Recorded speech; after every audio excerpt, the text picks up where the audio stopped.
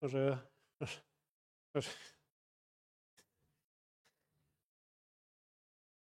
Bonjour.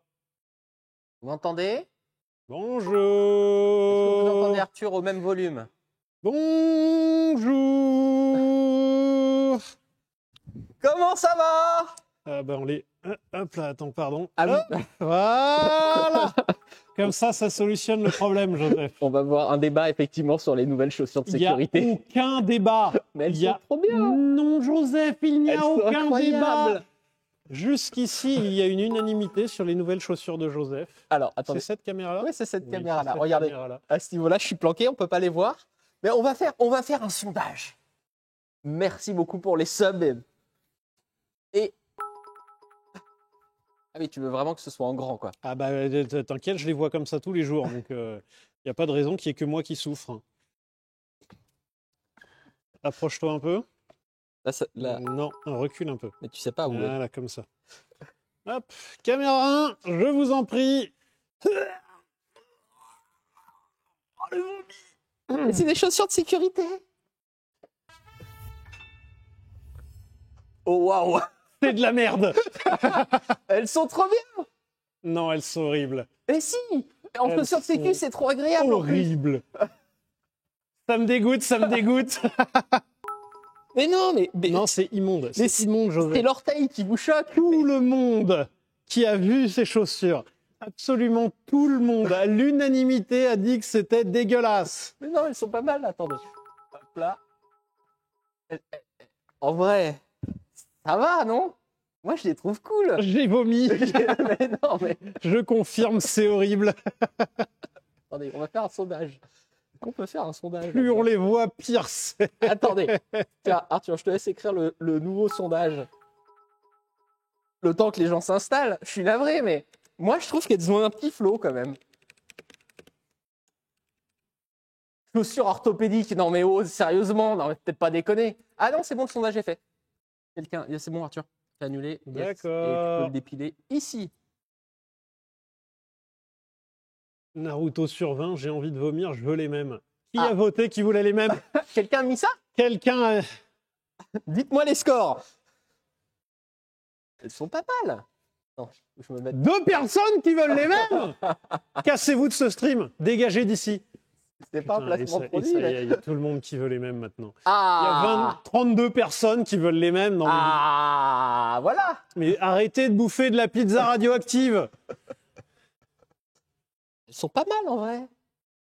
Alors, Elles sont chaussures de sécu. Attendez. non. Si. Non, Joseph, non. Si, là, hop Non, là. non, Oh, non, je non. ne sens rien. Non, Joseph. Chaussures de sécurité. Non, Coquet. ça marche pas. Ici, bon, alors juste le bout. En fait, c'est pour pas te péter l'ongle. Mais jusque là, c'est coquet. Et ici aussi. Bon, là non. Ouais, oui, en plus de ça, elles sont à scratch. Bah oui, bien évidemment. Bah oui, c'est plus facile, évidemment. Oh, regardez. Tant... Démonstration. Judav 12, tant qu'elles sont à l'écran, je sub pas. Évacuation. Attendez. Non, mais est-ce que vous êtes peut-être. Non mais Judav, il est plus là, c'est bon. Non mais il est parti. Regarde, on les voit plus là. Hop là, t'as vu, on les voit plus. Attendez, parce que je pense qu'ils n'ont pas vu le haut. Parce qu'en fait, elles montent. C'est des montantes comme ça. Vous voyez? Et là, hop. Et hier, Joseph, il était en train de me dire, c'était mieux avec mon pantalon dans les chaussures ou au-dessus? Non, mais c'était pour savoir. Choisis entre le caca ou le vomi pour ton 4 heures. Il y a quand même 31% des gens qui veulent les mêmes. Non, personne ne veut les mêmes, Joseph. Elles sont pas mal. Et il est fier en plus. Elles sont trop bien. Moi, je les adore. C'est mieux à la poubelle. Et j'ai galéré pour les trouver parce qu'on les trouve que sur eBay. Avant, je les trouvais juste moches et maintenant, elles sont hideuses à mourir. Et il y en a qui ont payé pour ces horreurs. Et oui.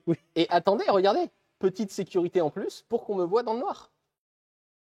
C'est phosphorescent. Enfin, c'est un catadioptre. J'ai vraiment... Non, elles sont immondes, ces chaussures. Mais non, elles sont pas mal. Elles- Regarde. J'ai envie de vomir. Ok, gagnant, mais c'est Tu normal. m'étonnes que c'est introuvable. Alors, toute bonne idée commence par un petit refus des gens. Non. Si. Oui, mais là, c'est pas une bonne idée, en fait. Mais c'est une excellente idée. Elles sont trop bien. En plus, elles sont... Regardez, je peux, hop, bouger, monter les marches rapidement. Hop, je descends beaucoup plus que les Caterpillar qui étaient hyper lourdes. En vrai. Et, attendez, bon, le sondage est fini, mais il y a une petite subtilité sur ces chaussures. Il y a, et c'est pour ça que je fais chlouk maintenant quand je marche dans l'atelier, parce que dessous, il y a des petites ventouses, 2 ventouses. Là et là. 2 ventouses. Non, tu fais tout pareil. Hein. C'est fou. Hein. Antidérapant. On dirait un enfant de 3 ans qui a dessiné des chaussures, mais un enfant de 3 ans qui n'aurait pas de main. C'est des tabis, c'est des chaussures japonaises. Il y a plein de trucs que il y a plein de trucs que les Japonaises ne savent pas faire, tu vois, ou font mal. Genre la sécurité des centrales nucléaires, non, je leur fais plus confiance. Oui, c'est vrai qu'ils ont bien. Donc, c'est pas parce que c'est japonais que c'est bien, tu vois. Oh c'est Inception. On est dans le temps. Forcément parce que c'est japonais que c'est bien. Oui, bien évidemment. Mais tu veux qu'on parle des traitements anti-rouille? C'est pas parce que c'est japonais que c'est bien. Ils sont meilleurs en chaussures, effectivement. Mais bonjour Arthur. C'est trop long, vas-y. Bonjour Arthur, bonsoir le pied droit de Joseph, bonsoir le pied gauche de Joseph. Ah. Comme je ne vois pas le pont, je vois plus après, ça a trop défilé. Nous sommes effectivement pas au même endroit que d'habitude. On est à l'entrée du garage. Non, c'est une nouvelle fabrique auto. Waouh. On a redéménagé. Tu sais que le proprio du bâtiment va appeler direct. Comment ça? Quoi qu'il va reconnaître peut-être un peu. Oui, a priori, il est au courant que son bâtiment ressemble à ça, quoi. Je pense un peu. Merci, bonjour. Merci, bonjour. Vas-y, je t'en prie. Qu'est-ce que dit l'orthophonie? Moi, il a dit que c'était foutu. Ah, pour toi? Il est d'accord. Il voudrait vous remercier d'être tous présents ce soir et merci beaucoup pour ce train de live. Et aux gens qui sub, etc. Voilà, c'est exactement ça, Joseph. Merci beaucoup. Et merci Térébenthine pour les 1000 cheers. Et merci à Bye Bye Car, Montfort-l'Amaury, je crois que c'est ça. Attends, ah oui, c'est écrit derrière, pardon. On est... Oh, alors, c'est pas un placement de produit, c'est Bye Bye Car Montfort, c'est ça. Attendez. Hop. Donc, merci Cyril et Kevin de nous prêter. C'est celle-là? Non, c'est l'autre. C'est l'autre. Merci Cyril et Kevin de nous prêter ce chouette véhicule qui est probablement la Subaru Impreza la plus détestée des puristes. Pourquoi? Mais c'est pas une Subaru Impreza, en fait, il faut que tu sois une 3 volumes. Il y a un moteur, il y a une transmission intégrale, ça fait... Et voilà. Petite question, toutes les voitures de WRC maintenant, c'est pas des 3 volumes? C'est des 2 volumes. Des 2 volumes, pardon? Oui. Ouais. Merci Judas, maintenant que tu ne vois plus les chaussures de Joseph, tu peux te remettre à sub. Alors, mais non, casse-toi, on n'aura plus de sub. Barre-toi d'ici. Alors, avant d'aborder cette voiture, attends, je suis sûr on peut faire un truc.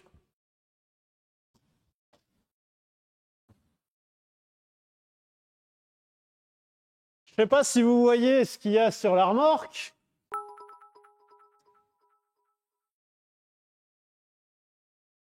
Attendez, je vais mettre un peu de lumière parce que là, on n'y voit pas grand-chose. Ah non, on voit mal. Attends, je vais fermer le capot, je vais mettre un peu de lumière. Oui, mais Yonina, t'as peut-être raison, effectivement, c'est peut-être ça qui est sur la remorque. Attends, je prends 2 lampes, comme ça les gens ils verront mieux. Pour une fois que c'est moi qui peux rire de ça. Hop. Et hop.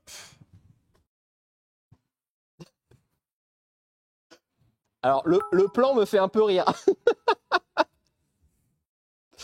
Voilà. C'est une Ford de 1934, dotée d'un moteur V8, fraîchement réinstallé dans le véhicule. Et que t'est-il arrivé ce matin, Joseph? Ah, attends, c'est bon, j'ai trouvé l'astuce, bougez pas. du fait qu'elle n'a pas de chauffage, elle s'est dit, je vais faire en sorte que Joseph, pendant qu'il me conduit jusqu'au garage depuis son domicile, est chaud. Donc, elle a pris feu. T'avais quoi comme chaussure à ce moment-là? Pas celle-là. Je pense qu'elle t'en voulait. Bah oui, elle voulait que je remette mes tabis. Non. Non, non. Et puis une Ford de 1934, je sais pas si les Américains des années 30 étaient hyper fans. Oui, effectivement, c'était peut-être pas la bonne époque. Oui. Oui, elle a pris feu. Alors, Donc effectivement, cette Ford de 1934 qui est à toi, pour les personnes qui ne connaissent pas la Fabrique Auto diégèse. Universe, oui. Oh, l'univers étendu, la Fabrique Auto. faudrait qu'on fasse un truc, mais avec des RTA. C'est un truc un peu bresson. C'est Des le RTA. début des Avec des des Marvel. revues techniques, ouais. Et donc, Joseph, tu possèdes cette magnifique Ford V8 de 1934 qui, ce matin, C'était la première fois que je la reprenais pour rentrer chez moi. Ce matin, 15 mètres après la sortie du portail de chez moi, il y a eu beaucoup de fumée et un début d'incendie sous le tableau de bord. Il n'y avait pas d'extincteur dans la voiture. Ne vous en faites pas. J'ai gardé mon sang-frein. Mon sang-frein. ton sans-frein. J'ai coupé la batterie pour que le feu s'arrête.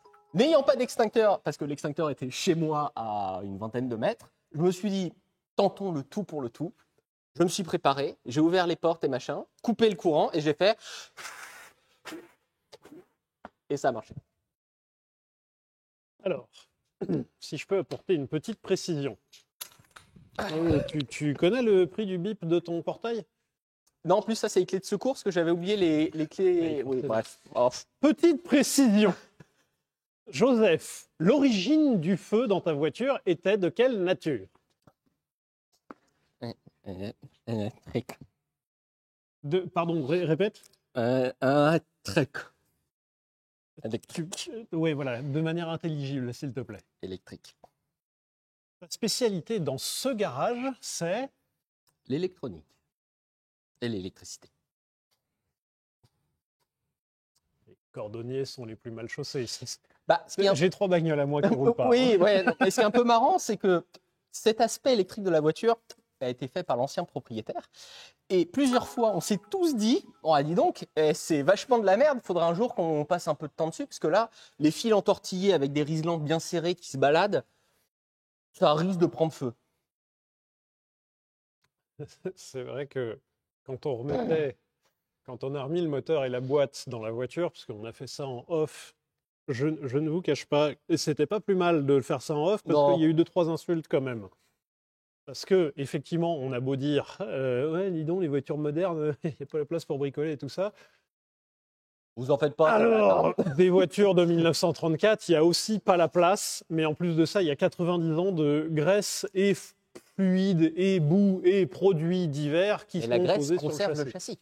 Oui, mais ça dégueulasse les mains, les bras, les vêtements et tout ce qui traîne. Et bref, pendant que tu remets la boîte par l'intérieur de la voiture et tout ça, tu t'emmerdes un petit peu et tu as le temps de regarder un peu autour, sous le tableau de bord et tout ça, et tu fais, ah, dis donc, l'électricité, c'est dégueulasse, hein, c'est le chantier, c'est le prochain chantier. Hein. Et disons que le prochain chantier, c'est un peu précipité quand même. Alors, pour ceux qui posent la question, j'ai vu la question passer, comment on éteint un feu électrique? Si vous coupez le courant, le feu arrête de continuer à prendre. Et vu que là, les gaines électriques avaient commencé à brûler, il faut éteindre les gaines électriques avant que tout le reste prenne feu, sachant qu'une voiture ancienne est plutôt faite de produits inflammables. Les sièges, c'est quoi dedans? Du crin? C'est du crin de cheval, ouais. Recouvert de velours, c'est ça? C'est du velours, ouais.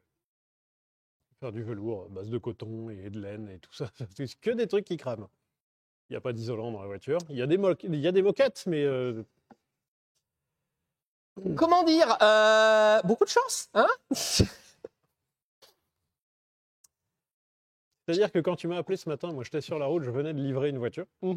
Et enfin, une voiture qu'on avait finie. Je venais de la restituer à son propriétaire. J'étais sur la route avec la remorque et Joseph, il m'appelle et il me dit, tiens, en tant que tu as la remorque, tu peux faire un crochet par chez moi. Ma voiture a pris feu. Oh, je panique plus maintenant avec les incendies. On commence à avoir l'habitude, parce que toi aussi, tu as eu quelques... Enfin, dans le garage. Dans le garage, mes voitures... Jamais une voiture perso? Moi, c'est la première, hein, en perso. Alors, feu dans un labo d'électricité, évidemment, ou d'électronique, évidemment, ça arrive parfois. Ne faites pas pareil au collège, au lycée ou dans les formations, s'il vous plaît, ou même chez vous.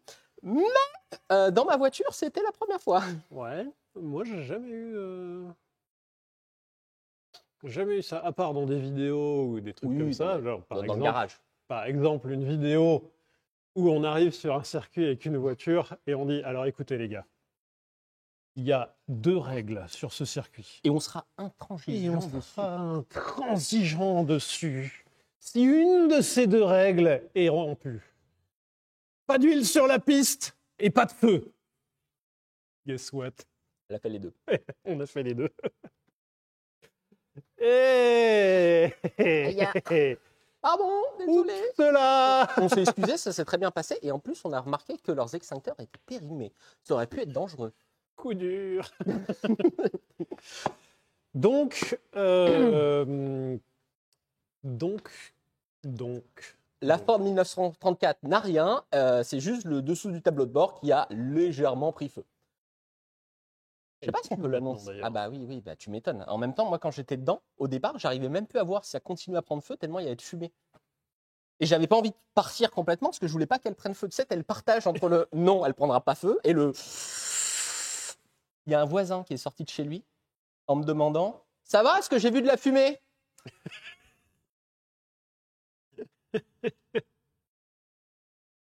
Oui, ça va. Oui, ma voiture a pris feu. Tiens, il y a quelqu'un dans le chat qui nous dit il n'y a plus qu'à commander la pièce chez Autodoc. Alors, il fait bien d'apporter le sujet. Arthur, sur une des factures, là, j'ai vu un petit virement, enfin un petit paiement Autodoc passer pour le garage. Il s'est moqué de moi. Bah, évidemment que je me suis moqué. On n'utilise jamais Autodoc parce qu'ils livrent mal, parce que c'est chiant, parce qu'ils t'envoient les mauvaises pièces et quand tu veux renvoyer que c'est la mauvaise pièce, ils te font payer et que eux choisissent de ne pas t'envoyer la bonne marque et machin. Et ce matin, je vois le truc et après j'arrive et il y avait des cartons Autodoc. Malgré toute la haine qu'on a pour Autodoc, Oh, c'est pas de la haine, c'est juste que j'aime j'ai pas le envie- service, quoi. J'aimerais avoir les pièces qu'on veut, quoi. Oui, voilà, c'est ça. Quand tu commandes une certaine marque de pièces, t'aimes bien recevoir cette marque de pièces. Bonjour, monsieur le boulanger, je peux avoir une baguette? Non, non, pas le croissant. Ah oui, mais j'avais plus que ça. J'avais plus de baguette, donc je vous ai mis un croissant.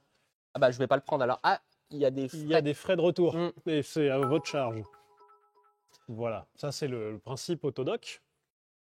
Mais à côté de ça, on a un client qui voulait absolument des freins d'une certaine marque. Bosch, Brembo, presque pareil. tout pareil. Il commence par un B et il y a un O dedans. Et donc, notre client ne voulant que des freins de la marque Brembo, eh bien, figurez-vous que Autodoc, c'est un des plus gros distributeurs Brembo, et c'est surtout par les fournisseurs classiques. Et ben, Brembo n'est pas toujours distribué. Et Autodoc Donc, s'est pas trompé pour une fois. Ils ont envoyé les bonnes pièces, à peu près dans les bons temps. À peu près. Oui, on va rester sur ça. Et exactement la marque qu'on avait demandé. là, c'était cette commande, c'est très bien passé. Peut-être. Ah, on ne saura pas parce qu'on va pas repasser une commande tout de suite. Voilà. On privilégiera toujours les autres solutions. Aujourd'hui, on va vous présenter une Subaru Impreza qui nous est gentiment prêtée par Bye Bye Car Montfort, que vous pouvez retrouver sur Instagram. Attention, hein. Montfort. Hein. C'est Montfort, parce qu'en fait, c'est Attention. des franchisés, non? Ouais, c'est une franchise. C'est une franchise, donc c'est Montfort. Et en plus, c'est une voiture qu'ils avaient en stock, qu'on voulait absolument passer, donc on leur a demandé de En fait, emprunter la voiture. On leur a dit, les gars, si vous avez des voitures cool, parce qu'en fait, quand vous achetez une voiture chez Bye Bye Car Montfort, il y a une probabilité non nulle qu'elle soit passée par ici pour une inspection et éventuellement une petite révision, etc. On a même fait un PureTech un jour. Oui, oui, non, mais on s'arrange aussi. Et du coup, on leur a dit, si vous avez des voitures cool, chouettes, originales, tout ça, nous, on est chaud si on peut les présenter, si on peut voir un petit peu. C'est pour ça, par ailleurs, que là, vous avez un petit enchaînement de comment c'est fait, de Twitch sur comment c'est fait, puisqu'on a fait la Porsche Cayman, qui était aussi prêté par Bye Bye Car Montfort. Après, on a fait le Humvee parce qu'il y avait un Humvee dans l'atelier et c'est trop cool. Et là, que le on client était revient, très content quand on présente la voiture. Et nous aussi. effectivement. Et ensuite, on revient sur cette Subaru, mais on revient ensuite avec de la mécanique, du bricolage, des conneries. Bah, si je ne me trompe pas, vendredi, il y a un vendredi. Vendredi, il y a potentiellement un vendredi. Donc, vendredi, pour ceux qui ne connaissent pas, vendredi, c'est le format Deep. Vraiment, on vend le produit super bien. Oui, voilà, c'est un format de comment dire De vulgarisation précise et profonde d'un sujet technique et mécanique. Voilà, intense. Je ne peux pas le répéter parce que Voilà. j'ai oublié le début de la phrase. C'est-à-dire qu'il y a un sujet et on va complètement creuser le sujet. En format de nerd. Non, pas forcément nerd. Moi, je ne le comprends pas. Mais, pas forcément un format Saras. Voilà. C'est un format où on étudie Saras un truc. Profondeur. C'est-à-dire qu'on prend un disque d'embrayage et on voit tout ce qu'il y a à dire sur un embrayage, par exemple. Ou sur un carburateur, ou sur une culasse. Le dernier sujet de Vendredi a été une culasse et on a parlé de rapport volumétrique, de taux de compression, de diamètre de soupape, de longueur de tubulure, de diamètre de tubulure. C'était trop cool. Tu fais quoi mardi prochain? Vendredi. Ça y est, tu l'as. C'était mercredi? Mercredi. Mercredi. Oh, putain, je me suis trompé. Ah bah c'est toi qui vas m'inviter alors. Et en général, ça dure 12 heures et c'est cool. J'ai rien compris, mais c'était trop bien. Bah voilà. Du coup, c'est effectivement un format. Alors, je vais dire plus posé parce que t'es pas là. Je me casse. Je suis en grève. Reviens, Joseph. Et donc, c'est un format où on prend le temps d'étudier les choses. Et donc, aujourd'hui, on n'a plus le droit ni d'avoir faim, ni d'avoir froid.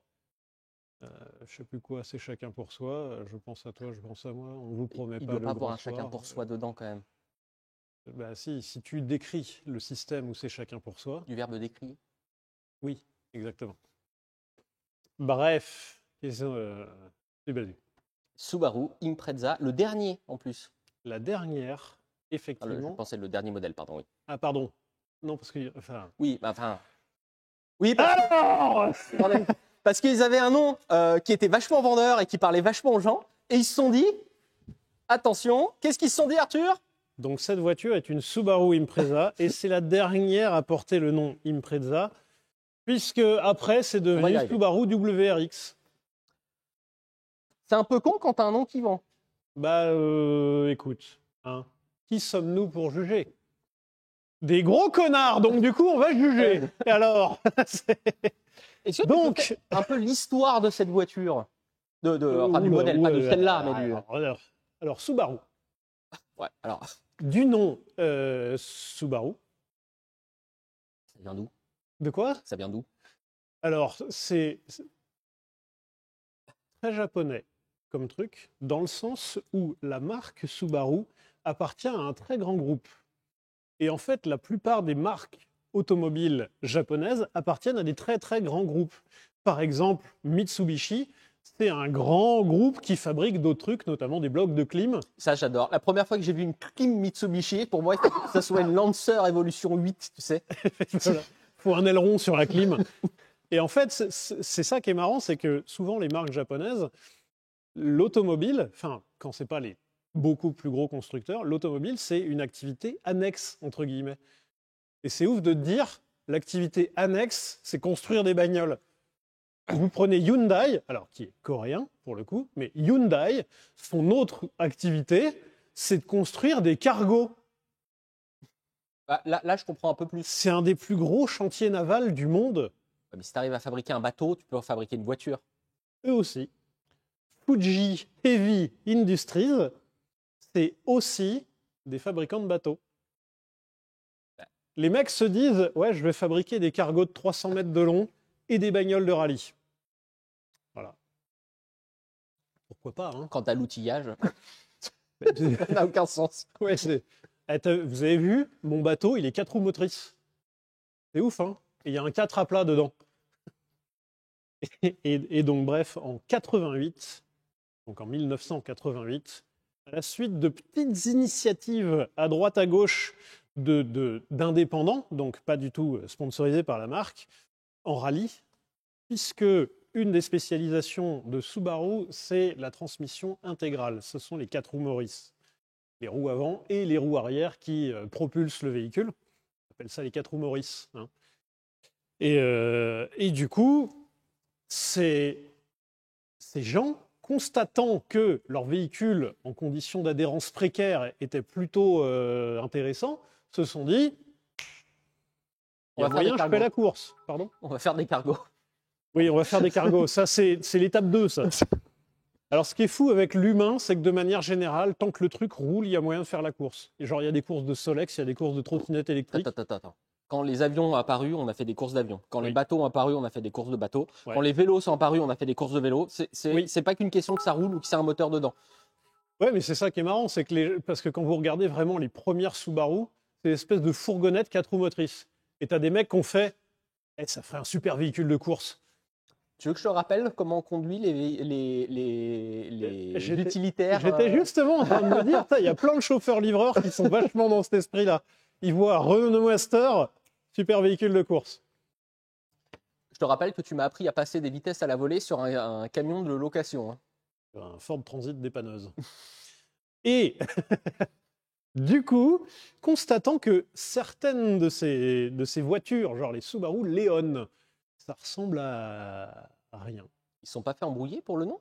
Non, Léoné, avec un E à la fin. Et du coup, la Seat Leon est sortie quand même vachement après, parce que là, le Subaru Leon, on parle des années 80. Ah. Et donc, la Subaru Leon était utilisée en course par des gens qui commençaient à avoir un certain niveau. Et donc, chez Subaru, en 88, ils se sont dit, on va faire un super programme, un programme expérimental. Et du coup, ils ont appelé ça Expérimental. World Rally Expérimental ou Expérience, donc WRX. Oh putain. Le WRX veut dire World Rally Experience. Et pour ça, ils créent un département spécifique, un département technique et international, STI, du nom de Subaru Technica International. Alors c'est STI le bureau et WRX le modèle. Donc elle s'appelle Subaru Impreza WRX STI. Ah, c'est la carte grise, tu sais, t'as un petit dépliant au bout. C'est un petit rouleau. Ouais. Et le gendarme qui regarde. Ah non, c'est pas une GT Turbo la vôtre.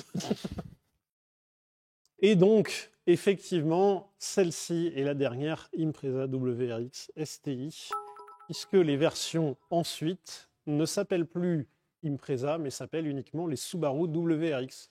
Merci beaucoup à 205 CTI 68 pour tes 5 subs, merci à toi. Merci beaucoup. Donc ils ont dû se dire, ouais, le nom est trop long.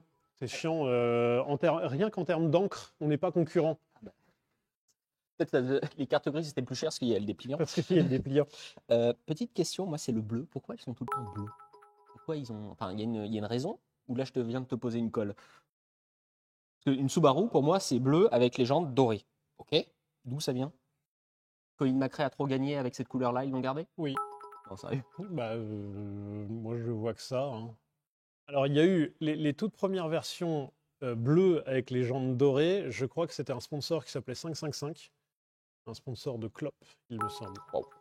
Et, Notre époque. C'est notre époque, hein, c'est années 90. Hein.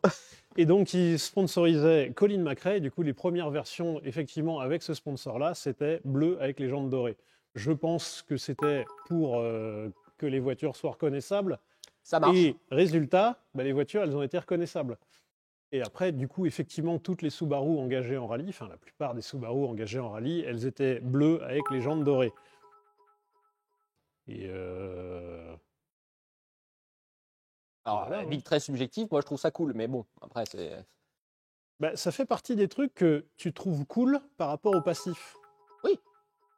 Parce que franchement, demain, il y a quelqu'un qui a une voiture, je sais pas, rose avec des jantes vert pomme. Tu trouves ça dégueulasse jusqu'à ce que le mec gagne 12 titres de champion du monde de manière ultra stylée. Et là, du coup, la voiture rose avec des jantes vert pomme, tu te diras, eh, dis donc, stylé. Et... En vrai, une voiture rose, ça me fait un peu rire. Allez, la succube. La succube. Donc voilà, Non, moi j'aime bien en rose, non? ça dépend du rose. Oui. Ça dépend du bleu aussi, hein. Alors, qu'est-ce qu'il y a de spécifique sur ces voitures? Pourquoi est-ce qu'on la trouve cool et pourquoi est-ce qu'on veut la montrer, Joseph? Bah parce que Colin McRae, il a gagné plein de trucs dessus. C'était la meilleure dans Colin McRae Rally et que c'est pas un hélicoptère. Wow. Waouh. Joseph, Désolé. tu peux expliquer ta blague avec l'hélicoptère? Allez sur Wikipédia. Rapport à Colin McRae. Colin McRae ou alors Colin Téfeutre. Parce que Oh, McRae Téfeutre. pas mal. TV Leda. Oui, voilà. Et donc Colin McRae, qui était pilote de rallye, qui s'est fait notamment connaître par ses victoires en Subaru, mais Colin McRae a eu, si je ne m'abuse, il a eu un titre de champion du monde en Ford Focus. Et du coup, ce Ford Focus est vachement moins cool que la Subaru quand même, hein. Et Colin McRae, au prime de sa célébrité, s'est mangé la gueule en hélicoptère. Voilà. Aïe! Bah, c'est ce qu'il a dit aussi d'ailleurs. À mon avis, il n'a pas dit grand-chose, le pauvre. Oui. Qu'est-ce qu'on peut Le dire? dernier truc qu'il a dit, c'est Hold my beer. Et ensuite, Chérie, ça va couper. oui. Oui. Comment tu veux qu'on commence? Est-ce qu'on regarde d'abord dessous? En vrai, c'est une 4 roues Maurice, comme tu dis bien. Et qu'en plus, elle est équipée de 2-3 petits trucs un peu sympas. Ah ouais, il y a des trucs cool dessus. Un peu. Il y a un truc cool, enfin, ou 4 trucs cool, mais. Là, je l'avais découvert sur Top Gear, celle-là. Il y Ah avait ouais eu un essai sur Top Gear qui était un peu cool. Ils avaient dit que c'était bien. J'avais dit que c'était cool. Mais bon, j'avais le souci de. Avant, j'aimais bien les 3 volumes. Et j'aime toujours beaucoup les 3 volumes. Donc, de passer de 3 à 2. Ouais, hein. Bah, il y a c'est un ouf que. Attendez, quand vous mettez la En caméra. fait, ce qui est dingue, c'est Hop. que celle-là, je trouve qu'elle fait plus datée que la dernière des 3 volumes, que la version d'avant. Ah, alors, celle avec les petits phares ronds, je déteste. Oui, mais il y en a une après. Oui. Et qui, je trouve, a mieux vieilli. Parce que là, je trouve que l'arrière a pas très bien vieilli. Mais elle apparaît dans un Fast and Furious. Toutes les voitures apparaissent dans Fast and Furious. C'est vrai que, effectivement, une Fuego GTL, elle apparaît dans Fast and Furious à un moment. Pourquoi? Quand t'es à l'épisode 10, 12, je ne sais plus combien maintenant. Oui. Ouais. Il y a un moment, Ah. ils ont pris l'annuaire des bagnoles. Ah tiens, celle-là, on n'a pas. Ce qui peut être pas mal, c'est qu'on peut se faire un rallye Fast and Furious, il y a plus de 24 heures, je pense. Ah non, ouais, mais j'ai pas envie, hein.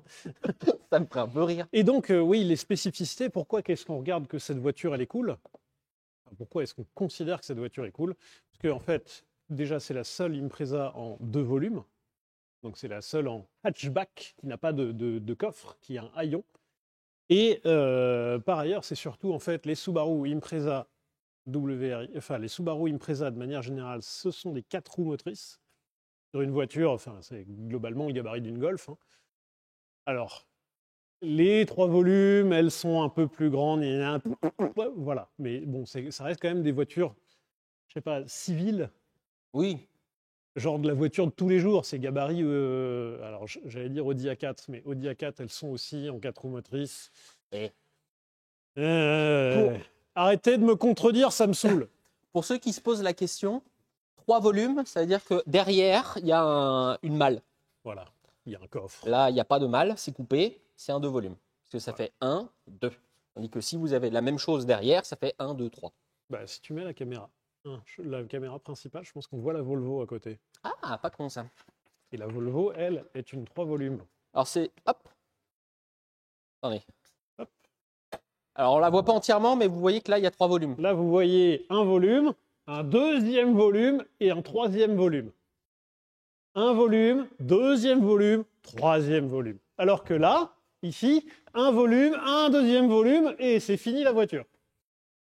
Et donc, bref, c'est surtout que ces voitures-là, elles sont très travaillées en termes d'aspect dynamique, dans le sens où ils ont fait en sorte d'abaisser les masses au maximum, même jusqu'au moteur, à l'architecture moteur. Les Subaru Impreza, toutes les Subaru Impreza, il me semble, ont des moteurs 4 cylindres à plat. Comme les Donc, Porsche. vraiment, le moteur, il est le plus bas possible, oui, comme les Porsche Joseph, comme les Porsche, soit très anciennes, soit très modernes. Oui. Parce que les premiers moteurs Porsche, c'est un 4 cylindres à plat. Hein. Oh, c'est un moteur de Cox. Là, il y a 3 puristes qui ont... Oui, mais en vrai, dans la 356, c'est un moteur de Cox. Alors, plus ou moins. Non. C'est pas le même type moteur, Oui. mais l'architecture, c'est exactement la même. C'est le moteur Maîtresse, de Cox. maîtresse, je vous jure, j'ai pas copié sur mon voisin. S'il y a les mêmes réponses à la fin, c'est vraiment Non. un hasard. J'ai pas copié sur mon voisin, j'ai écrit plus gros. Ouais. Et s'il y a les mêmes erreurs, c'est un hasard aussi. C'est ça. Non, moi j'ai écrit plus gros, j'ai pas copié. Et donc, effectivement, ce qui fait la particularité de ces voitures-là, c'est le moteur 4 cylindres à plat, la transmission intégrale, et qu'elle est bleue avec des jantes dorées. Ouais. Voilà, fin du stream. On regarde, On regarde dessous pour commencer. En dessous.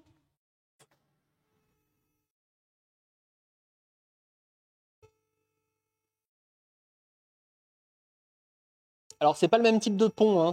C'est des ponts ciseaux, ceux-là. Bon, vous aurez vu tous les ponts de la fabrique. Il faudrait faire des ponts plus rapides, par contre. Hein. Non, parce si. que le moment de la descente... Et plus rapide à la montée. Ah,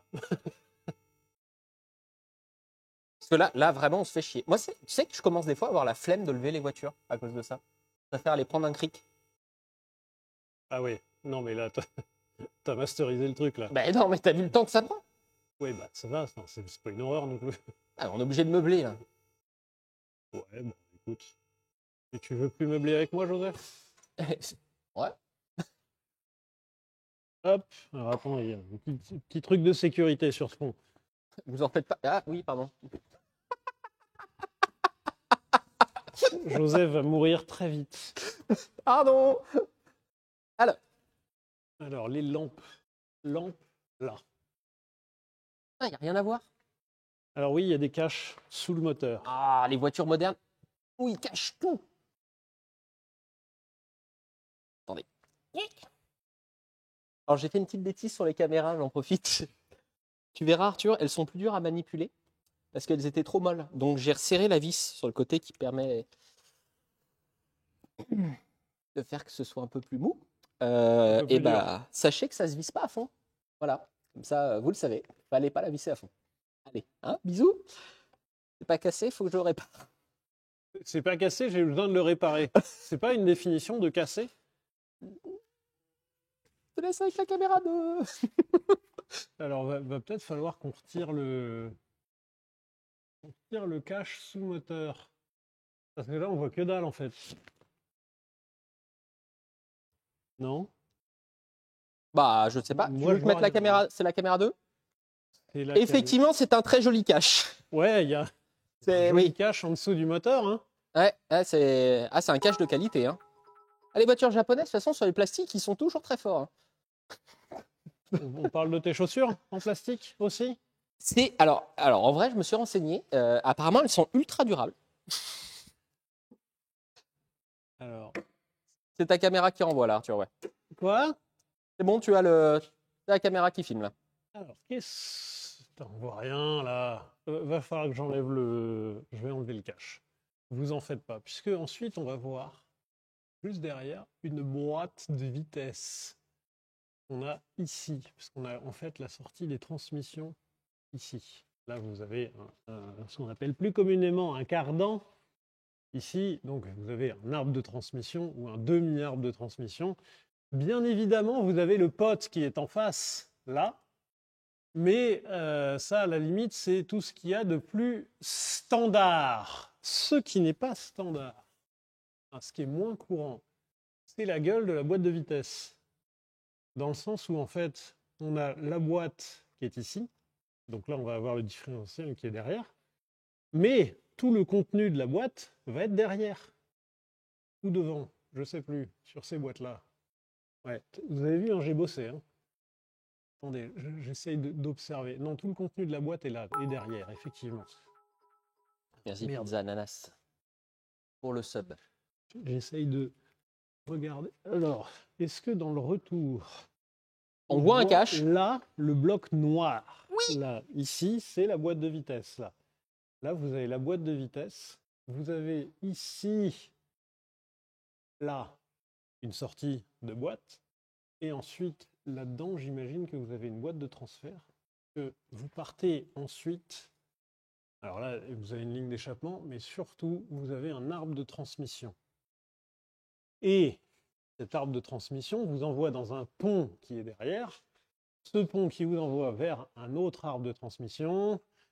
Et voilà. Donc, en fait, c'est ça le truc. Enfin, une des particularités des Subaru, je ne sais pas si on voit très bien dans le trou là. Non, on voit rien. Hein. On voit pas grand-chose. On voit que dalle. Hein. Il y a des caches de partout. En fait, une des particularités des Subaru, c'est que le système de 4 roues motrices, c'est ce qu'on appelle du all-wheel drive ou du symmetrical wheel drive. Oui, Joseph. Les gens auraient une question. Certains s'inquiètent en se demandant si là, dans cet état-là, en dessous, c'est pas très sale.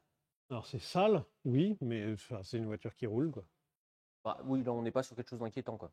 Oh, bah, absolument pas, non. Non, non, moi, ça me choque pas. Enfin, oui, il y a de la terre en dessous, sauf que, en fait, ici, à la fabrique auto, on est relativement proche de la campagne. Par ailleurs, en ce moment, Joseph, tu es très au courant, vu l'état de ton Raptor. En ce moment, c'est un peu les périodes où il y a les labours. Quoi?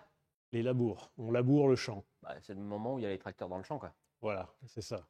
Alors, les tracteurs, ils vont plus souvent qu'en ce moment, mais en ce moment, on laboure le champ pour aérer la terre. Et sauf que le tracteur, une fois qu'il a les pneus pleins de terre, il va rouler sur la route. Oui. Et donc, il y a de la terre plein la route. C'est pas une catastrophe, hein, mais c'est juste que voilà, ça salit les voitures. Oh là là, dis donc, des voitures qui se salissent en roulant sur la route. Ah bah dis donc. Donc,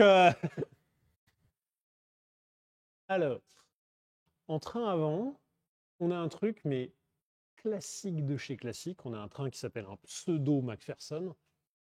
J'essaye de voir. Ouais, oh bah dis donc, on voit super bien. Ouais. On a ici un triangle de suspension. Un triangle parce qu'il y a 3 points d'attache. Un point qui est ici, un point qui est ici, un point qui est ici. 2 points qui servent de pivot ici. Donc on fait du battage comme ça. On a ici une barre stabilisatrice qui est par ailleurs, vous voyez qu'il y a un deuxième trou au niveau de l'accroche de la barre stabilisatrice. Et hop, vous voyez là, vous avez une fixation. Là, on a la biellette de la barre stabilisatrice. Vous avez une fixation ici, mais il y a une autre fixation devant qui doit être pour rendre la barre réglable.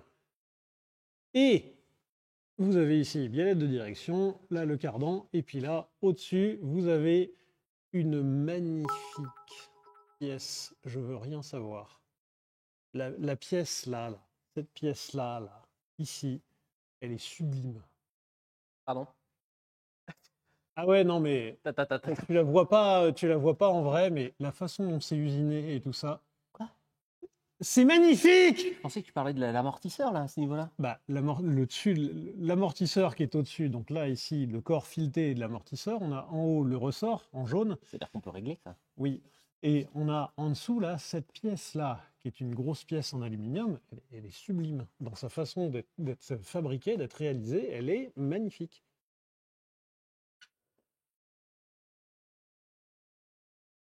Alors, C'est super bien fait. Attendez, je vais regarder le chat parce que là... C'est magnifique. Regardez, vous avez là, les petites vis, là, elles sont dans un lamage. Ici, vous avez un lamage qui vient épouser le tour de l'écrou. Là, de la même manière, vous avez un plat de lamage pour éviter que cette pièce ne tourne sur elle-même. Ça, ce lamage bloque la rotation de cette pièce. Vous avez ici une petite découpe qui est super jolie. Enfin, ouais, c'est super bien fait. Il y a écrit Bilstein dessus, c'est-à-dire que c'est Non, pas d'origine. il y a écrit Hollins. Et ça, mon petit monsieur, Hollins, sur des suspensions de bagnole. Ah oui, c'est... Ah oh. Et ça, mon petit monsieur, Hollins en suspension de bagnole, ça veut dire que le propriétaire actuel a payé une couille pour ça. Alors, c'est magnifique. Bonne hein. suspension. C'est la Rolls. bah, c'est le Hollins de la suspension. ouais. Oh. Bon, leur nom est plus facile à comprendre que Subaru, quoi. Pas besoin de toute l'histoire derrière. Donc, vous avez des magnifiques suspensions à l'avant. Alors, attends, on va peut-être, après, j'essaye de regarder si pour retirer ça, parce que qu'on voit un petit peu le dessous du moteur. Là, il y a un clips à la con. Là, il y a une vis. Terme technique. Terme technique. Tu me donnes 2 minutes, Joseph? Oui, bah on va... En vrai, on a tous quand même envie de voir le dessous de la voiture, pour le coup. Il s'enlève facilement le cache. Nous avons des gens qui connaissent le modèle, apparemment. Ça va. Donc, sur cette voiture, on a un 4 cylindres à plat, donc de 2,5 litres de cylindrée. C'est pas beaucoup, hein. Oui, alors les versions d'avant, c'est des 2 litres. Genre les versions de la police, il y a eu des 2 litres. Comment ça? Les Subaru de police Il me semble que c'était du 2 litres, ouais. Putain, il y avait combien de chevaux pour 2 litres? 225. Là, on a un 2,5 litres, on a 300 chevaux. Oh putain. Ah ouais, ça cause, hein, mon petit monsieur. Et ouais. Alors, bien évidemment, pour arriver à cette puissance-là, on fait appel à un turbocompresseur. Turbo. Puisque en atmosphérique, arriver à des rendements comme ça, alors je dis pas que c'est impossible, Ouais, alors, mais ça demande un peu de raffinement quand même. bah, avoir ce rendement-là, sans turbo, donc, et en plus fiable, ça commence à faire beaucoup de conditions, quoi.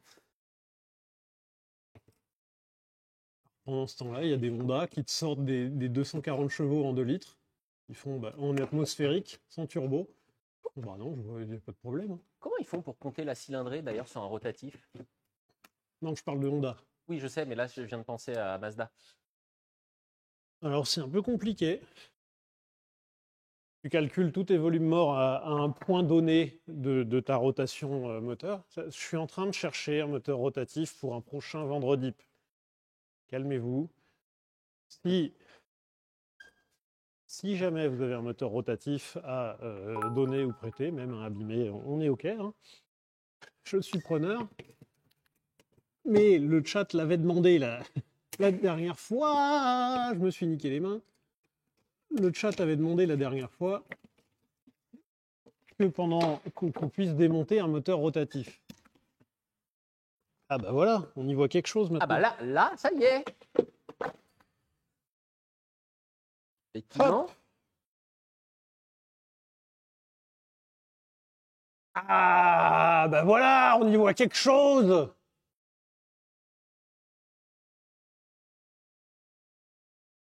La barre stable, elle n'est pas d'origine, là, avec les petits... Non. Vous voyez là des petits taquets là. Des petits taquets, donc des arrêtoirs en fait. Ici, c'est pour éviter que la barre stable translate. Ici, donc on bloque la translation de la barre stabilisatrice avec ces trucs-là. Donc ces pièces-là, elles peuvent pivoter, puisque la barre stable, en fait, c'est ce qu'elle fait, elle pivote comme ça, sur elle-même. Et sauf que, en fonction des contraintes, la barre stable peut se barrer de droite à gauche. Ça a déjà un inconvénient, c'est que ça donne un peu d'imprécision dans les trains roulants, ça a tendance à abîmer les biellettes, et c'est surtout que ça défonce les cylindres blocs de barre stable et la barre stabilisatrice. Donc, ce truc-là a été refait. Ensuite, on a ici, vous voyez, j'ai essayé de vous faire un plan sans trop l'exposer. Hein. C'est raté. Hein. C'est ultra surexposé. Hein. Hop, de loin. Donc là, vous avez une culasse avec un couvre-culasse qui est ici. Et là, vous avez deux pistons qui vont dans ce sens-là. Vous avez donc l'échappement, pardon, qui est ici. L'échappement, l'admission, elle est tout en haut. Et on voit par ailleurs sur la forme de ce cache-là qu'on a un double arbre à cam. On a ici la distribution côté échappement. Et au-dessus, on a la distribution côté admission. C'est vrai qu'en fait, ils sont hyper bas les cylindres. Bah ouais. Et tout le moteur, de manière générale, en fait, est très très bas. Et c'est ça qui est ouf. Oh, t'as vu cette jolie pièce Hollins là? Oh, c'est magnifique. Pardon. T'as déjà été tapé dans la... T'as déjà pris un coup de poing super fort. Pardon. Tu t'es barré avec la lampe. Oui, oh là, désolé. Après, les caméras se débrouillent. Hein. Mais toi, tu vois, parce que si toi, tu montres. Bah alors moi, je vois pas grand-chose. Et mais ici, vous avez donc le turbo. presque. Oui, en plus, ça, je me suis presque. Comme quoi, il faut pas que je réfléchisse. Là, on a la suite de l'échappement. Donc, en fait, ici, on a 2 cylindres qui viennent échapper. On a 2 autres cylindres qui viennent échapper ici. Et sous ce bloc, on va avoir... Je ne sais pas si on le voit ici. Tu peux me filer la lampe, s'il te plaît? T'as dit que ça se débrouillait. Sous ce bloc, on a une espèce de spaghetti d'échappement. Puisque là aussi, il y a une drôlerie. Spaghetti, farfalle. Là, il y a une drôlerie dans le sens où, alors en fait, vous avez, attends, de me repérer un petit peu, parce que là, vous avez des zigouigouis et le turbo est plus loin. Il est en bas le turbo? Non, le turbo, il est au-dessus, là, Ah. c'est bien ça. En fait, vous avez une tubulure qui va ici, qui va là, sauf que votre turbo, si on doit schématiser, il apprécierait quand même dans son fonctionnement d'avoir des gaz qui vont toujours à la même vitesse. Sauf que si vous faites des tubulures de longueurs différentes, vos gaz ne vont pas aller à la même vitesse. Donc là, pour aller de gauche à droite, mais se réunir en un seul tuyau, il y a une possibilité, c'est de faire une réunion au milieu ici. Sauf que bah là, non, en fait. Là, on est sous la voiture, c'est un peu bas. On pourrait le faire au-dessus, sauf qu'on a les sorties d'échappement qui sont vers le bas. Faire une réunion par le dessus, ça ferait qu'il y ait de la tubulure qui va sur le côté, qui remonte sur le dessus et tout ça, c'est chiant. Donc, la solution, c'est de mettre le turbo un petit peu sur le côté et tout ça, plus haut. Là, de faire un tuyau qui rejoint son pote, sauf que si on rejoint le pote ici, ça fait plus la même longueur. Bah ouais, là, il y a une méga longue tubulure et là, il y a une méga courte tubulure. Bah du coup, on crée une tubulure bordélique de ce côté-là pour ralentir les gaz d'échappement et pour que quand on fait une jonction, on puisse avoir des gaz d'échappement qui vont à peu près à la même vitesse. Donc le côté bordélique permet d'être plus efficace. Oui. Allez, plus besoin de ranger mon bureau, tout va bien. Moi, je me casse. Dans la mécanique, Joseph. Non, tu l'as dit. Une fois que tu mets le bordel dans ton bureau, je te tape dessus, Joseph. Trop tard, il l'a dit. Et donc, en fait, si on suit l'échappement, hop, si vous suivez l'échappement, donc là, il y a le machin bordélique, si vous suivez, hop, il repart derrière. Et de derrière, hop, quand on revient ici, là, derrière les caches thermiques, eh bien, en fait, on a le turbo ici. Le turbo qui redescend dans un collecteur d'échappement et ensuite qui part vers l'arrière. Par ailleurs, il y a quelque chose de très très rare sur cette voiture, c'est que toute la ligne là, elle est d'origine. Et ben c'est super rare. D'habitude, tout le monde met un méga gros tuyau Patator X extrême plus ou moins bien fini et plus ou moins bien fait. Et ben là, du coup, on est en ligne d'origine. Ça augmente la valeur du... Non. Je ne sais pas si ça augmente la valeur de la voiture, mais en fait, cette voiture est plus ou moins proche d'une configuration d'origine. Il y a eu quelques petites modifs au niveau des durites d'admission, des entrées d'air, puisque les entrées d'air, elles ont un peu tendance à exploser sur ces voitures. Et après, il y a eu des modifications en suspension. Par contre, en moteur, bah, il n'y a rien qui a été fait. Et bah, c'est pas plus mal. Hein. Pour avoir beaucoup bricolé des moteurs, notre conclusion étant... On n'est pas plus intelligent qu'une armée d'ingénieurs. Hein. Souvent, si c'est sur circuit, tu vas gagner plus de temps en touchant tout le reste avant de commencer à toucher au moteur. C'est ça. Après, je comprends qu'on est... c'est un peu le... Je pense quand tu veux être chirurgien, le chirurgien cardiaque, c'est le but, quoi. Tu vois. Hein? Ah, alors je t'explique. Attendez. Je t'explique mon raisonnement. Vas-y, j'ai pas compris. Tu veux être chirurgien. Oui. tu veux forcément toucher au plus compliqué, donc au cœur ou au cerveau. Donc tu veux être chirurgien cardiaque ou neurologue. Et ben quand tu fais de la mécanique, tu veux forcément toucher au truc qui semble le plus compliqué, au moteur. Ah. Bah, vous avez été bien l'analogie, le chat là Oui, mais il a fallu. Enfin, une fois expliqué, c'est devenu bien. Ah oui, mais une analogie qu'on explique directement, ça n'a plus la même valeur. T'as vu mes chaussures, elles sont vachement bien. Non. Et même si tu les expliques, elles sont toujours pas bien, celles-là. Ok. Est-ce que on finirait pas le dessous? Bah oui. On est en dessous, on va pas la monter, la redescendre sans arrêt. C'est tellement long ce pont. D'ailleurs, regardez. Regardez, mes amis. Regardez, chers amis. Sur le filtre à huile, il y a écrit Subaru Technica International. Pour se la péter. Hein. Un quoi, t'as dit? Il y a écrit sur ce Subaru Technica International sur le filtre à huile. Alors moi, ce qui me choque plus, c'est la taille du filtre à huile. Hein, parce que c'est. Alors certes, t'as des grandes mains, mais là. Oui, il n'est pas très grand. Et en fait, juste au-dessus, on a un échangeur eau-huile. Donc là, vous avez du liquide de refroidissement qui passe, du liquide de refroidissement qui passe, et là, vous avez de l'huile qui passe. Et en fait, l'huile se fait refroidir par le liquide de refroidissement. En France, on appelle ça une modine. Ça me fait beaucoup rire. Une modine. Modine. Modziniese. Une modzine. Modine. Comment s'appelle le plat québécois? Poutine. Poutine. Pas pareil. Mais c'est vachement bon. Attention. Donc là, entre-temps, il n'y a que des trucs chiants. Enfin, il y a des carters en plastique, il y a les réservoirs, machin truc. Et là, en fait, on arrive sur arbre de transmission, un pont sa mère. Enfin, un pont de taille plutôt respectable, ici. Ensuite, transmission. Oh, oh, Les Rollins.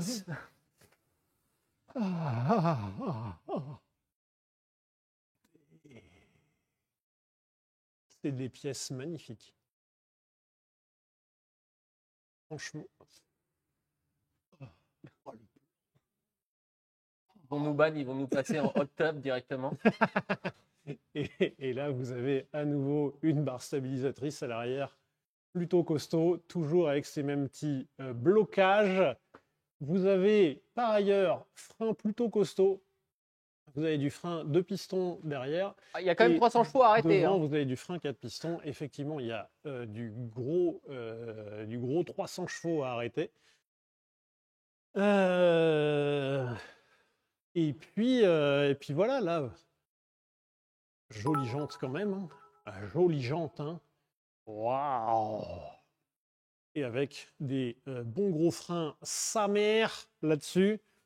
Et là devant, fatas frein du futur, genre des énormes freins 4 pistons, puisque vous avez 2 pistons de ce côté-là et 2 pistons de l'autre côté.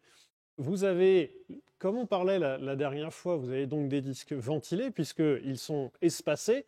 Vous avez des disques rainurés, mais pas de trou-trou dedans. Donc juste ventilés, rainurés. Et puis voilà. Hein. On a une question de Pardon. Ça fait longtemps que tu n'avais pas posé de question aussi, c'est pour ça. Birbilote. Birbilote. Pourquoi À pas confondre avec Bibi le bot. Oui. Pas les mêmes. C'est bon. Pourquoi la pression changerait-elle? Ton volume par unité de longueur est constante, donc la quantité de gaz par unité de volume aussi.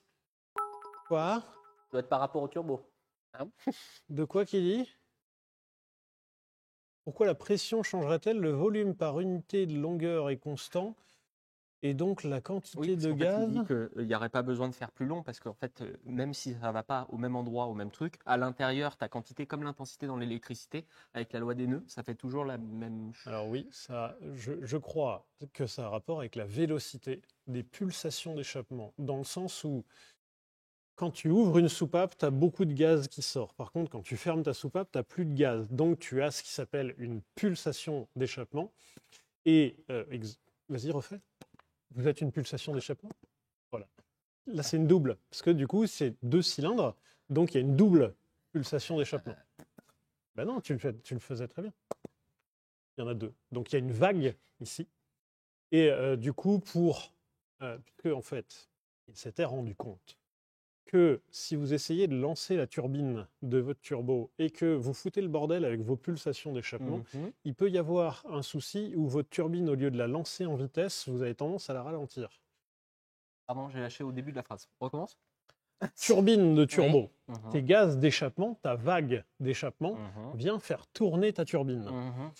Sauf qu'ils se sont rendus compte que dans certaines situations, eh bien, du coup, les effets de dilatation et de compression de ton mélange peuvent ralentir ta turbine. C'est un bordel. C'est pour ça que moi, j'aime beaucoup les moteurs atmosphériques, moi, pour ça. Hein. Alors, par ailleurs, il y a une histoire intéressante. Vas-y. Et non, sur quoi? avec toi aussi. Ah! Cette voiture soulève un point très intéressant que nous allons bien soulever. Cette voiture est bleue. A été. Pardon. Cette voiture a été prêtée par Bye Bye Car Montfort-l'Amaury. Merci beaucoup à eux. Merci, on apprécie. Accidentée. Ah! Pardon. Ah oui. Ah. Trigger point de Joseph. Attention. On va rentrer dans un débat là. Il n'y a pas de débat, putain. Mais non, je sais qu'il n'y a pas de débat, mais à chaque fois, il y a un débat sur le truc, alors il n'y a pas de débat. Je sais que par rapport à certains marques qui vous donnent, par exemple, des états des lieux de la voiture, les gens sont souvent inquiets quand ils ont vu que la voiture a été accidentée. Et effectivement, c'est un point qu'il faut vérifier, mais cela ne veut pas dire que la voiture est une saucisse. Si on répare les voitures accidentées, et souvent encore plus en France, quand on les répare, il y a beaucoup de démarches, c'est suivi par un expert et tout ça. Si c'est bien fait, bah c'est réparé. Quand votre moteur il est en panne et qu'on le répare, c'est pas que la voiture elle est moins bien qu'avant. Alors elle n'a plus les pièces d'origine, si vous êtes vraiment... Mais voiture accidentée ne veut pas dire voiture épave. C'est intéressant de savoir que la voiture est accidentée, parce que comme ça vous pouvez voir si c'est bien réparé. D'ailleurs, j'ai fait le tour et on peut en discuter, mais sur celle-là, ça se voit vraiment pas. Il y a un endroit où tu le vois. Je ne sais pas si tu as vu. Il y a un seul endroit où tu peux voir que la voiture a été touchée. Non? Je n'ai pas regardé ultra en détail non plus. On va faire le jeu du découvrir si la voiture elle a été touchée. C'est des points intéressants à savoir, mais par pitié, ne partez pas du principe que quand la voiture a été accidentée, il ne faut pas l'acheter. S'il vous plaît, faites pas ça. Alors, il y a toujours des exceptions à tout. Il faut que ce soit bien fait. Il y a des pièces, alors les voitures en aluminium par exemple, quand on redresse l'aluminium, il y en retrouve, alors ça Arthur pourra expliquer mieux que moi, mais l'aluminium déformé, même si vous le remettez en place, ça ne retrouve jamais son élasticité. Comment on dit ça s'appelle l'écrouissage. Hein? Voilà, quand vous passez la zone de déformation plastique d'un alliage, du coup, quand vous avez beau le remettre en place, eh bien, il a perdu de ses propriétés en termes de résistance et l'acier a des limites élastiques beaucoup plus lointaines que celles de l'aluminium. Donc, il est plus simple et plus sain, entre guillemets, de redresser de l'acier que de redresser de l'aluminium.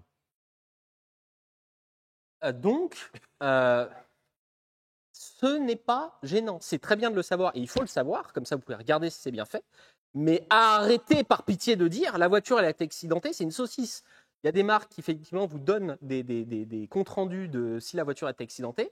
Il y a écrit parfois, et on voit ça passer, la voiture a eu 10 000 € de réparation, ce qui sur une voiture moderne peut être un phare. C'est pas pour autant que la voiture est morte. Arthur est en train de faire le tour pour voir où ça se voit. Bah ouais, j'essaye de voir, ouais. Alors, j'ai vu qu'il y avait eu des alignements qui avaient été... Il y a le pare-choc qui a un petit souci d'alignement ici. Oui, mais alors ça, par contre, je pense pas que ce soit dû à ça. Mais je suis même pas sûr que ce soit lié à l'accident. Même quand le châssis est plié, ça dépend comment il est plié. Alors, sur les voitures grand public, entre parenthèses, on s'amuse jamais à les réparer parce que ça a un coût. On appelle ça faire un marbre. Quand on vient tirer la voiture sur un marbre, en fait, c'est une grosse structure en métal pour la remettre en forme. Effectivement, on le fait plus sur les voitures parce que le coût de réparation est souvent plus élevé que le prix de la voiture. Mais il y a plein de voitures de prestige où là, ça vaut le coup. Merci beaucoup à Psychos_8 pour tes 5 subs offerts. Merci beaucoup à toi. Si c'est bien fait, la voiture, va retrouver son état d'origine. Évidemment, si la voiture elle est pliée en deux et qu'un expert dit oui, oui, c'est bon, on peut réparer, différent. Mais voiture accidentée ne veut pas dire voiture saucisse. Surtout pas. Il y a un débat là, tu as lancé un débat scientifique. Je crois, c'est ça, non? C'est sur le. À vos souhaits. Merci, Voilà. Papilane. pour Les ton compressions de 19e. César sont pas réparables. Ah ouais? Ça- Tu crois? c'est vrai que T'as déjà Non. vu les compressions Oui. C'est incroyable, c'est un sculpteur, peintre, il a fait un peu tout, Ouais, les deux. qui faisait des compressions, qui écrasait. Il a fait ça avec des bouteilles en verre de coca, je trouve ça incroyable. C'est pas un placement produit. Et il y a une partie de ces séries, c'est des voitures écrasées par au-dessus et il les accroche au mur comme des. Il y a eu des motos, il y a eu des éléments de. Enfin, il y a eu Des des caddies motos aussi. complètes et des éléments de moto. Enfin, il y a eu plein de trucs de la vie courante où il a écrasé. Et donc, oui, c'est juste si vous voyez un moment une voiture qui est accidentée. Alors, évidemment, il faut que ce soit transparent. Si vous le découvrez et que la personne ne l'a pas dit, c'est peut-être un indice de problème. Mais vérifiez juste les réparations. Il y a des gens qui disent la voiture de la vidéo du mur à 150, c'est pas réparable. Non, non, faut pas déconner non plus. Bah, je pense que, alors ça dépend ce que tu appelles la voiture. Si on récupère le bouchon d'essence qui n'avait rien, de gasoil d'ailleurs, qui n'avait rien et qu'on le remet sur notre voiture, est-ce qu'on peut dire que c'est une réparation de la voiture autour? Non. Non. Ok. Mais là, après, on arrive dans une expérience de pensée. Dans le sens, connaissez-vous le bateau de Thésée? Oui. Ou la bêche irlandaise, ça dépend. Alors ça, je connaissais pas avec l'autre nom, par contre. Alors, c'est la même chose. C'est le La bateau, bêche. le bateau de Thésée, Mais la bêche la irlandaise. bêche irlandaise, oui. Une bêche, c'est une pelle, mais plate. C'est à bêcher le sol. Parisien, je bêche pas le sol. D'accord. Et ben, du coup, la bêche irlandaise, c'est une expérience de pensée, là aussi, où ce sont des touristes qui se baladent en Irlande et qui voient un moment muser la plus vieille bêche d'Irlande. Ok. Et il fait, oh, bah dis donc, super chouette. Ils vont à ce musée. Mhm. Et ils payent les 10 € pour aller voir la plus vieille bêche d'Irlande. Mhm. L'Irlandais les amène dans la cave et en disant tenez, voilà, ça c'est la plus vieille bêche d'Irlande. Bon, bah dis donc, elle a l'air super bien conservée. Et du coup, la partie pelle en bas, c'est genre la plus vieille. Bah, de temps en temps, vous savez, il faut la remplacer quand même parce que ça s'use avec la terre. Ah, d'accord, alors du coup, le manche. Bah non, du coup, le manche aussi, il faut le remplacer de temps en temps. Mais cette bêche-là, c'est mon grand-père qui l'avait achetée. Hein. Mon arrière-grand-père qui l'a acheté. Et de la même manière, et à expérience plus grande, entre guillemets, c'est le bateau de Thésée. Donc Thésée qui se tape, alors très grossièrement, hein, le Thésée de la mythologie grecque, machin, se fait un tour de la Méditerranée avec un bateau. Donc il a un bateau qui est mis à l'eau, super. C'est le bateau de Thésée. Il jette la bouteille de champagne, il va voguer sur l'horizon. Il y avait du champagne pendant ça? Je sais pas. Ok. Et à partir du moment où il est sur l'eau, à un moment, dis donc, Thésée, il y a une planche qui est pourrie. Thésée, il fait, bah, pas de problème, on enlève la planche, on met une planche neuve. On continue de naviguer. Dis donc, Thésée, t'as vu, il y a une planche, elle est pourrie. Deuxième planche, etc., jusqu'à changer toutes les planches du bateau. Est-ce que c'est toujours le bateau de Thésée? Il a gardé le même guidon? Ah bah non, il peut tout changer au final. Alors moi, il n'y a qu'une seule chose qui me choque dans ces deux histoires. C'est quand tu vas en Irlande, à quel moment le truc que tu vas voir, c'est la plus vieille bêche? Ah, moi, je suis allé boire des bières. Hein. Moi, j'ai vécu là-bas, je t'assure, j'ai bu des coups. Hein. Je pose ça là. Je suis allé dans un fumoir à saumon, d'ailleurs, Pardon? dans le Connemara. Alors déjà, je savais même pas que le Connemara, c'était vraiment un endroit. Et un fumoir à saumon? Alors, juste au-dessus du comté du Connemara, Ouais. qui est très connu pour ses saumons, et ben, juste au nord, il y a le comté de Mayo. Oh! Ouais. Ça vient de là? Non. Ok. Petit espoir. C'est quoi un fumoir à saumon? Quelqu'un qui dit, et du coup, sur le pont, c'est un bateau de 2009 ou de 2011? Ok. Oh là, il y a un sondage, est-ce que c'est toujours le bateau de Thésée?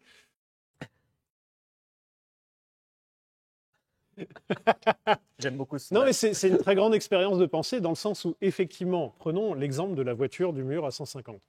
La voiture du mur à 150, il y avait le coffre qui était encore en bon état. Ouais. La moquette du coffre à l'arrière. Non, parce que les batteries ont fui dessus. C'est vrai. Et il y a éventuellement, allez, si on veut, le train arrière qui était potentiellement récupérable. On part de ces pièces-là et on reconstruit le reste d'une voiture. Est-ce que c'est la même voiture? Après, Et regardez. ou alors, qu'est-ce qui détermine, pardon, La voiture, non, vas-y. ce que c'est une voiture? Bah, par exemple, si vous prenez des vieilles Bugatti, à partir du moment où vous avez soit le moteur, soit la boîte, soit le pont, soit moteur, boîte, pont, Moteur, boîte, pont, carrosserie et... Il y a un autre truc. il y a un autre élément. Moteur, boîte, pont, carrosserie. En tout cas, une bref. fois que vous avez qu'un seul de ces éléments, si vous reconstruisez la voiture autour, elle sera définie dans le monde des Bugatti comme une vraie Bugatti. Alors qu'il n'y aura qu'une seule pièce. C'est-à-dire que vous pouvez presque en acheter une complète, en refaire 5, 6, donc parce qu'on a oublié une pièce. Non, 5, c'est 5. 5, c'est 5. C'est 5 numéros. Moteur, boîte, pont, châssis. Ah, c'était peut-être châssis, tiens d'ailleurs, la carrosserie. Moteur, boîte, pont. Oui, c'est ça. Moteur, boîte, pont, châssis et carrosserie. Mm. Que à l'époque... Et donc, du coup, effectivement, si elle peut être full matching number, la voiture. Alors, le matching number, c'est les numéros qui correspondent, mais c'est les mêmes. Donc, du coup, on copie tous les numéros, parce que en France, enfin, ou du moins Oui. dans le monde de la Bugatti, à partir du moment où tu as un numéro, tu as une carte grise qui est liée à ce numéro. Et donc, si tu as un moteur de ce numéro-là, tu refabriques le reste de la voiture et tu dis, c'est la bonne voiture. De la même manière, il existe au Méhari Club Cassis, notamment, des gros refabricants de châssis de 2 chevaux. Donc, j'ai une 2 chevaux, mon châssis, il est pourri. Bah, je change le châssis. Ouais, mais je garde le moteur et la carrosserie. Ah, je pète mon moteur, je change le moteur. Forcément. Mais attendez, je mets un moteur de la même série et tout ça. Hein. Et puis après, bon, il y a un peu de rouille, donc je change quelques éléments. À la fin, il n'y a plus rien. Bah, à la fin, est-ce que c'est toujours la même 2 chevaux? Légalement, oui. Oui, c'est pour ça que je ne me suis pas arrêté au numéro de série. On peut découper le numéro de série et le Voilà. faites pas, c'est interdit. Mais, techniquement parlant, c'est faisable. On se fait le dessus de la voiture. Je te laisse regarder les questions, je vais descendre la voiture. D'accord. Alors, c'est quoi le matching number sur les voitures de collection? Le matching number, c'est souvent quand le châssis correspond à un numéro moteur.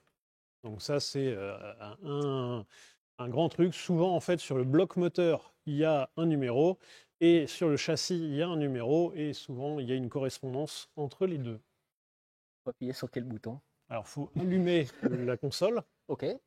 Tu mets le truc sur on. Ok. Tu allumes, là, et Ouais. ensuite, tu mets bas. Et verrou en même temps. Non, Ah, il sert à quoi le bouton verrou?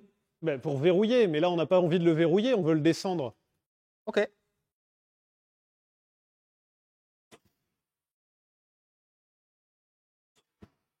C'est un garage. C'est ça, effectivement, c'est un garage.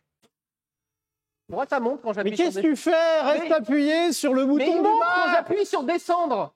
Mais reste appuyé dessus. Reste encore, reste encore, reste encore, reste encore, reste encore. Attends, Là, mais- tu restes encore. Là, tu restes encore. excusez-moi, Là, mais tu restes encore. Là, tu restes encore. Tu Excusez-moi. restes encore là. à quel moment quand j'appuie sur le Là, bouton tu restes descendre, ça encore. monte? Mais puisqu'il y a des sécurités mécaniques, il faut que le pont se lève pour se libérer de ces sécurités mécaniques, et ensuite il descend. Pas pour rien, j'utilise jamais celui-là, je l'aime pas. Ça s'appelle de la mécanique. J'en fais pas. Je fais de l'électricité pour mettre le feu aux voitures. Alors, oula, attendez, dans le chat, il y a des pavés. J'aurais pas dû parler de gaz. Enfin, à l'avenir, Joseph, rappelle-moi que si je dois parler de gaz, je ne parle que de prout. Voilà, on va se mettre là-dessus, parce que sinon, ça crée des débats de l'espace. Putain, le bateau de Thésée a foutu moins le bordel que des gaz. Hein. En même temps, tu ouvres un truc scientifique où, à mon avis, il y a beaucoup d'ingés en turbalisation qui se sont posés. Il y a eu des réunions à la cafette. Il y a eu des soirées autour de verres. Comment ça s'ouvre, ça?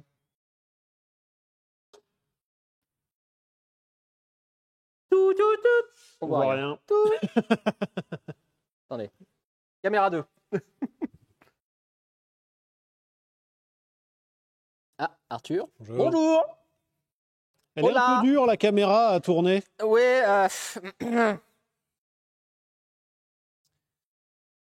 Eh ben, Eh ben, dis donc. Alors, si je peux me permettre, attends, juste Alors, avant qu'on attends, c'est commence, débulé déjà. Hop. c'est des cosses standards. Allez. Ah, bah dis donc, merci Joseph. Voilà, bisous. Hein. Ça, c'est sympa, ça. Il y a du tuyau partout. Oui, ben, là, on arrive dans des voitures carrément modernes pour nous. Hein. Donc, nous, ça nous perturbe. C'est un bordel sans nom, le truc. Alors, on voit beaucoup de choses. On voit beaucoup de trucs jaunes. Oui. Jaune, c'est quand Genre, c'est dangereux. vraiment, les bouchons, ça se repère vachement bien, quoi. Ouais. Il y a du truc rouge aussi. C'est l'admission en rouge là au milieu? Oui. Ok. Alors, là, ici, entrée d'air. Quelqu'un dans le chat nous a dit jaune égale remplir ici. Entrée d'air, ici. Là, filtre à air, ici. Donc là, on est en partie basse pression, parce que bien évidemment, sur un moteur turbo, on va avoir des parties basse pression et des parties haute pression. Alors, il faut expliquer pourquoi c'est haute et basse pression. Puisque le principe du turbo-compresseur, c'est d'avoir une turbine et un compresseur. Ça, un jour, potentiellement, on démontera un turbo hein, pour voir la gueule que ça a. Et du coup, on a une partie échappement, donc la partie turbine qui est entraînée, donc c'est une turbine qui est entraînée par les gaz d'échappement. Cette turbine, en étant entraînée par les gaz d'échappement, elle entraîne à son tour une nouvelle turbine qui vient comprimer de l'air frais. Cet air frais, en se comprimant, chauffe, et donc il y a besoin de le refroidir, et une fois qu'on le refroidit, on peut le faire rentrer dans le moteur. Pourquoi est-ce qu'on refroidit de l'air comprimé? C'est parce que l'air chaud est moins dense que l'air frais, et donc pour ne pas perdre en capacité, eh bien, on cherche à densifier l'air, donc on le comprime et ensuite on le refroidit. Et donc forcément, il y a une partie qui est non comprimée, une partie qui est à la pression atmosphérique, ou même à la dépression si jamais il y a une aspiration. Et ensuite, une fois que c'est comprimé, eh bien, du coup, on est en partie suralimenté, on est en partie comprimé. Donc là, on est en dépression ici ou en aspiration d'air. En aspiration d'air, on descend par ici, on va là-dessous. Et là, on y voit, mais que dalle! Et ensuite, on va là-dessous, là-dessous, là-dedans, là. Et là-dessous, il y a le turbocompresseur. Donc la partie turbocompresseur, on a les gaz d'échappement qui remontent par en dessous, qui font tourner la turbine. Donc globalement, on a toute la partie supérieure du moteur qui est la partie admission, et on a toute la partie inférieure du moteur qui est la partie échappement. Joseph? Je suis en train de penser à un truc, mais là, pour changer les bougies, il y en a pour une journée. Je pense que si tu passes par en dessous, il y a moyen que ça passe. Non, en vrai, je crois qu'il y a moyen que ça passe. Alors, question con, mais vu que c'était des voitures de rallye, est-ce que c'est pas pensé pour que mécaniquement ce soit plus facile à réparer? Ou elles n'ont vraiment rien à voir avec les versions rallye? À mon avis, il y a quand même beaucoup de changements avec les voitures de rallye. Hein. Genre la clim? Ouais, là déjà, il y a une clim. Chose qui est plus compliquée sur une voiture de rallye. On en croise moins. Alors, on a une règle avec Arthur, les voitures de circuit, c'est quand même vachement mieux avec la clim. Oui, mais nous, on ne cherche pas à gagner un championnat du monde, quoi. Nous, le seul adversaire qu'on a, c'est nous-mêmes. Si t'es au milieu du truc et que t'as super chaud, t'es moins efficace. Demande là la dernière fois qu'ils ont fait, je sais plus, Oui. la F1, ils étaient en train de vomir à l'intérieur de leur casque. C'est vrai. Donc, en parlant d'avoir trop chaud, là, ici, on a la partie air frais, entre guillemets, donc air avant l'admission.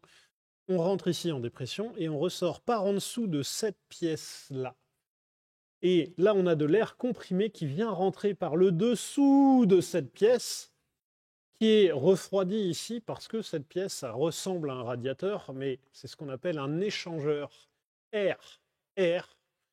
En fait, quand on parle d'échangeur, c'est comme quand on parlait de la modine, c'est un échange entre quoi qu'on va refroidir et avec quoi qu'on va le refroidir. Donc là, on a un échangeur air-air, c'est-à-dire qu'on refroidit de l'air grâce à de l'air. Ce que j'aime bien, c'est que là, le trou dans le capot, il est vraiment utile, quoi. Oui, là, effectivement, il y a une entrée d'air. Ici, on fait passer beaucoup d'air là-dedans. Il y a de l'air comprimé qui circule dans des tuyaux à l'intérieur. On fait passer de l'air frais. Cet air frais va arracher les calories de l'air comprimé à l'intérieur. Cet air comprimé va rester comprimé, mais va refroidir. Et ensuite, une fois qu'il est refroidi, il passe dans ce tuyau et dans ces tubulures, là, les tubulures qui sont rouges, ici un cylindre, un deuxième, ici un cylindre, un deuxième, on a bien un 4 cylindres, 2 cylindres de ce côté-là, 2 cylindres de ce côté-là, un 4 cylindres à plat. De la même manière, un radiateur d'eau, c'est un échangeur eau-air. Donc c'est-à-dire qu'on refroidit de l'eau avec de l'air. Ce qu'on a montré tout à l'heure, c'était un échangeur eau-huile, ou huile-eau plutôt dans ce sens-là. On refroidit de l'huile grâce à de l'eau. Voilà.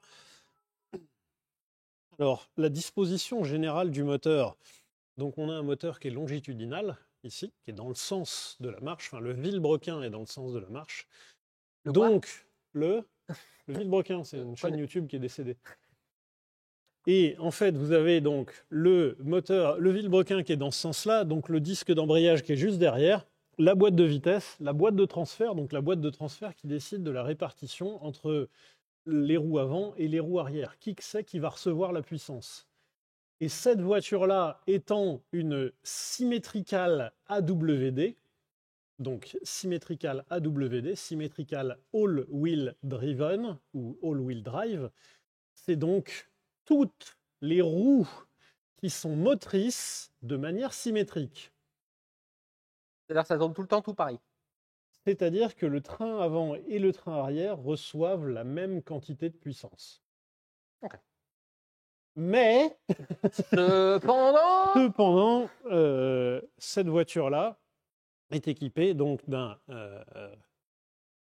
différenciant. On connaît pas. On va nous accuser de faire toujours la même vanne, Arthur. Oui. Donc cette voiture-là est équipée d'un, comment on va dire, un distributeur de couple, un différentiel globalement qui va autoriser le train avant et le train arrière à ne pas recevoir la même quantité de puissance, ne pas tourner à des vitesses équivalentes. Et de manière générale, il va y avoir une restriction possible entre la puissance que peut recevoir le train arrière et le train avant. Et tout cela se fait de façon automatique sans qu'on décide rien, ou alors celle-ci à l'intérieur a un petit bouton où on peut décider d'être plus ou moins restrictif et donc de donner plus de puissance à l'avant ou à l'arrière. Mode fun, pas fun. Fun, pas fun, fun. Alors il y a des limites quand même, donc cette voiture reste toujours une 4 roues motrices. Ah. Sauf qu'il y a des répartitions différentes. Donc de base, celle-ci, c'est une 50-50. C'est-à-dire qu'il y a la même puissance devant et derrière. Et on peut varier, alors je n'ai pas les chiffres en tête, de combien qu'on peut varier. Il y a une question intéressante dans le chat qui est, vu que c'est un moteur à plat, c'est forcément un boxeur. Alors là, je sais que je viens de toucher à quelque chose. Oh. Et c'est là qu'on voit les Jean-Michel Pignolo. Ah, attends, c'est une question dans le chat. Alors, qu'est-ce que c'est qu'un boxeur? Déjà, un moteur boxeur, en fait, c'est un moteur dont les pistons opposés, donc là, les deux pistons de devant ou les deux pistons de derrière, eh bien, ont un mouvement inverse ou un mouvement symétrique, dans le sens où là, les deux sont au point mort bas en même temps et les deux vont au point mort haut en même temps. Sur un vilebrequin standard, les deux pistons à la suite, ils partageraient la même position sur le maneton. Ça veut dire, sur le maneton, donc sur leur fixation sur le vilebrequin. Ça veut dire que quand il y en a un qui est au plus bas, eh ben l'autre est au plus haut. Et ensuite, on irait hop, hop, hop, hop, hop, hop, osciller comme ça. Et les autres, bien évidemment, à côté, feraient le mouvement inverse. Donc on aurait deux mouvements comme ça. Ah, sinon, tu as une machine à laver. Hein. Et ben voilà, ce truc-là, ce montage, ça fait une machine à laver de ouf. Donc, on fait des vilebrequins un peu plus compliqués. Et donc, là, les pistons de devant sont au point mort bas en même temps, et au point mort haut en même temps, et au point mort bas en même temps, et au point mort haut en même temps. Et ceux de derrière, ils sont en déphasé. Donc, quand le rang de devant est au point mort bas, le rang de derrière est au point mort haut. Et ça, c'est ce qu'on appelle une architecture boxer. Rien à voir ne avec pas le caleçon. confondre. Pardon ? Rien à voir avec le caleçon. Rien à voir avec le calbar. C'est, alors, a priori, dans l'histoire, c'est qu'un boxer, ça ressemblait à un boxeur qui faisait des mouvements comme ça. Ouais, on n'avait pas la 3D encore. Hein. Ouais, pas sûr de le... Ouais. Un boxeur qui fait ça, alors il cogne les mecs qui sont à côté, mais son point faible est facilement trouvable en l'attaquant par devant ou par derrière. Parce qu'effectivement, le mec que tu attaques devant et qui te défend comme ça, t'as l'air con. À moins qu'il effectue une rotation de 90 degrés et paf, tu prends une patate, quoi. Ok. À ne pas confondre avec le V à 180 degrés. Parce que en fait, les pistons en face à face vont partager le même maneton. Ça va, il y a eu un seul moteur dans l'histoire de l'automobile qui a eu cette configuration-là, c'est le V12 de la Testarossa, qui n'est pas un moteur boxer, qui est un flat 12 ou alors un V à 180 degrés. Ça permet d'avoir un moteur plus compact. Et l'effet machine à laver est annulé par le fait qu'il y ait 6 rangs de pistons, donc forcément il y en a un qui équilibre l'autre. Alors c'était tellement une bonne idée que dans la version d'après, c'est devenu un moteur boxer. Par ailleurs, la version d'après porte le nom de BB512, Berlinetta Boxer. Donc un moteur boxer. Là où la Testarossa, elle a un moteur en V à 180. Mais là, globalement, tous les moteurs Subaru sont des boxers. Enfin, tous les moteurs à plat Subaru sont des boxers. Par ailleurs, Subaru, sur les Legacy, ensuite, a sorti des 6 cylindres à plat qui sont des boxers. Ils sont très semblables à les Porsche, qui sont des boxers aussi. Porsche devrait faire un caleçon. Un boxer. Eh ouais. Avec les deux qui... en même temps. C'est sûr que ça marcherait. La vanne, tout pour offrir aux Porschistes à Noël. Le boxer. Bref. Oh, qu'est-ce qu'on a là? Qu'est-ce qu'on a là? Oh, de la belle pièce. Ça, c'est de la pièce qui est magnifique, là aussi. Là, me dites pas que c'est pas de la belle pièce, ça. Pourquoi? Ça, c'est ce qu'on appelle la coupelle d'amortisseur. Parce qu'en fait, sur une architecture McPherson, comme on a vu, donc il y a une jambe de force sur le dessus, là, ici, le dessus de la jambe de force, et en dessous, on a un triangle. Quand on braque les roues, forcément, la jambe de force doit pivoter sur elle-même. On ne voit pas avec la caméra, je vais juste baisser ça. Il y avait ma main, là, en dessous du capot, Joseph.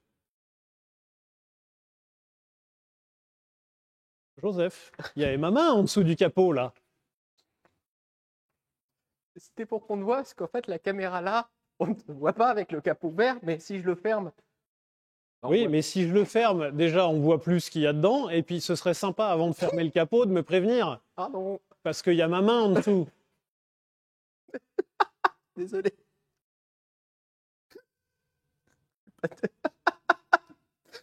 Ça va, t'as rien? Et ça l'amuse. Ça m'amuse pas. Ouais, il y a l'assurance homme-clé, heureusement. Il y a quoi? Il y a l'assurance homme-clé. Oui, il n'y a que toi qui l'as en plus. Oui, bah, il y a intérêt, il n'y a que moi qui prends des risques à travailler avec toi. Hein. Pardon, désolé. Donc, la coupelle ici de suspension, c'est le dessus de la jambe de force. Et la jambe de force, quand on tourne les roues, elle pivote sur elle-même. Donc, il y a besoin d'un roulement. Mais, il y a effectivement besoin d'un roulement, donc un roulement pour permettre la rotation de la jambe de force sur elle-même. Mais, quand on étudie un petit peu le fonctionnement de la suspension, on constate que l'angle de la jambe de force varie en fonction de l'enfoncement de la suspension. Sur les voitures standards, donc les voitures de route, toute cette pièce-là, en fait, c'est une grosse pièce en caoutchouc. Et le caoutchouc permet une oscillation, un mouvement relativement libre de la suspension. Mais quand on veut contrôler un petit peu plus ce qui se passe dans la voiture, eh bien on peut utiliser ce truc-là, qui s'appelle des coupelles 3D ou des coupelles de réglage, puisque en fait, si on desserre ces trucs-là, du coup, on va pouvoir incliner ici toute la jambe de force, et donc on va pouvoir incliner toute la roue. Donc on va pouvoir donner de l'angle à la roue, c'est ce qu'on appelle du carrossage.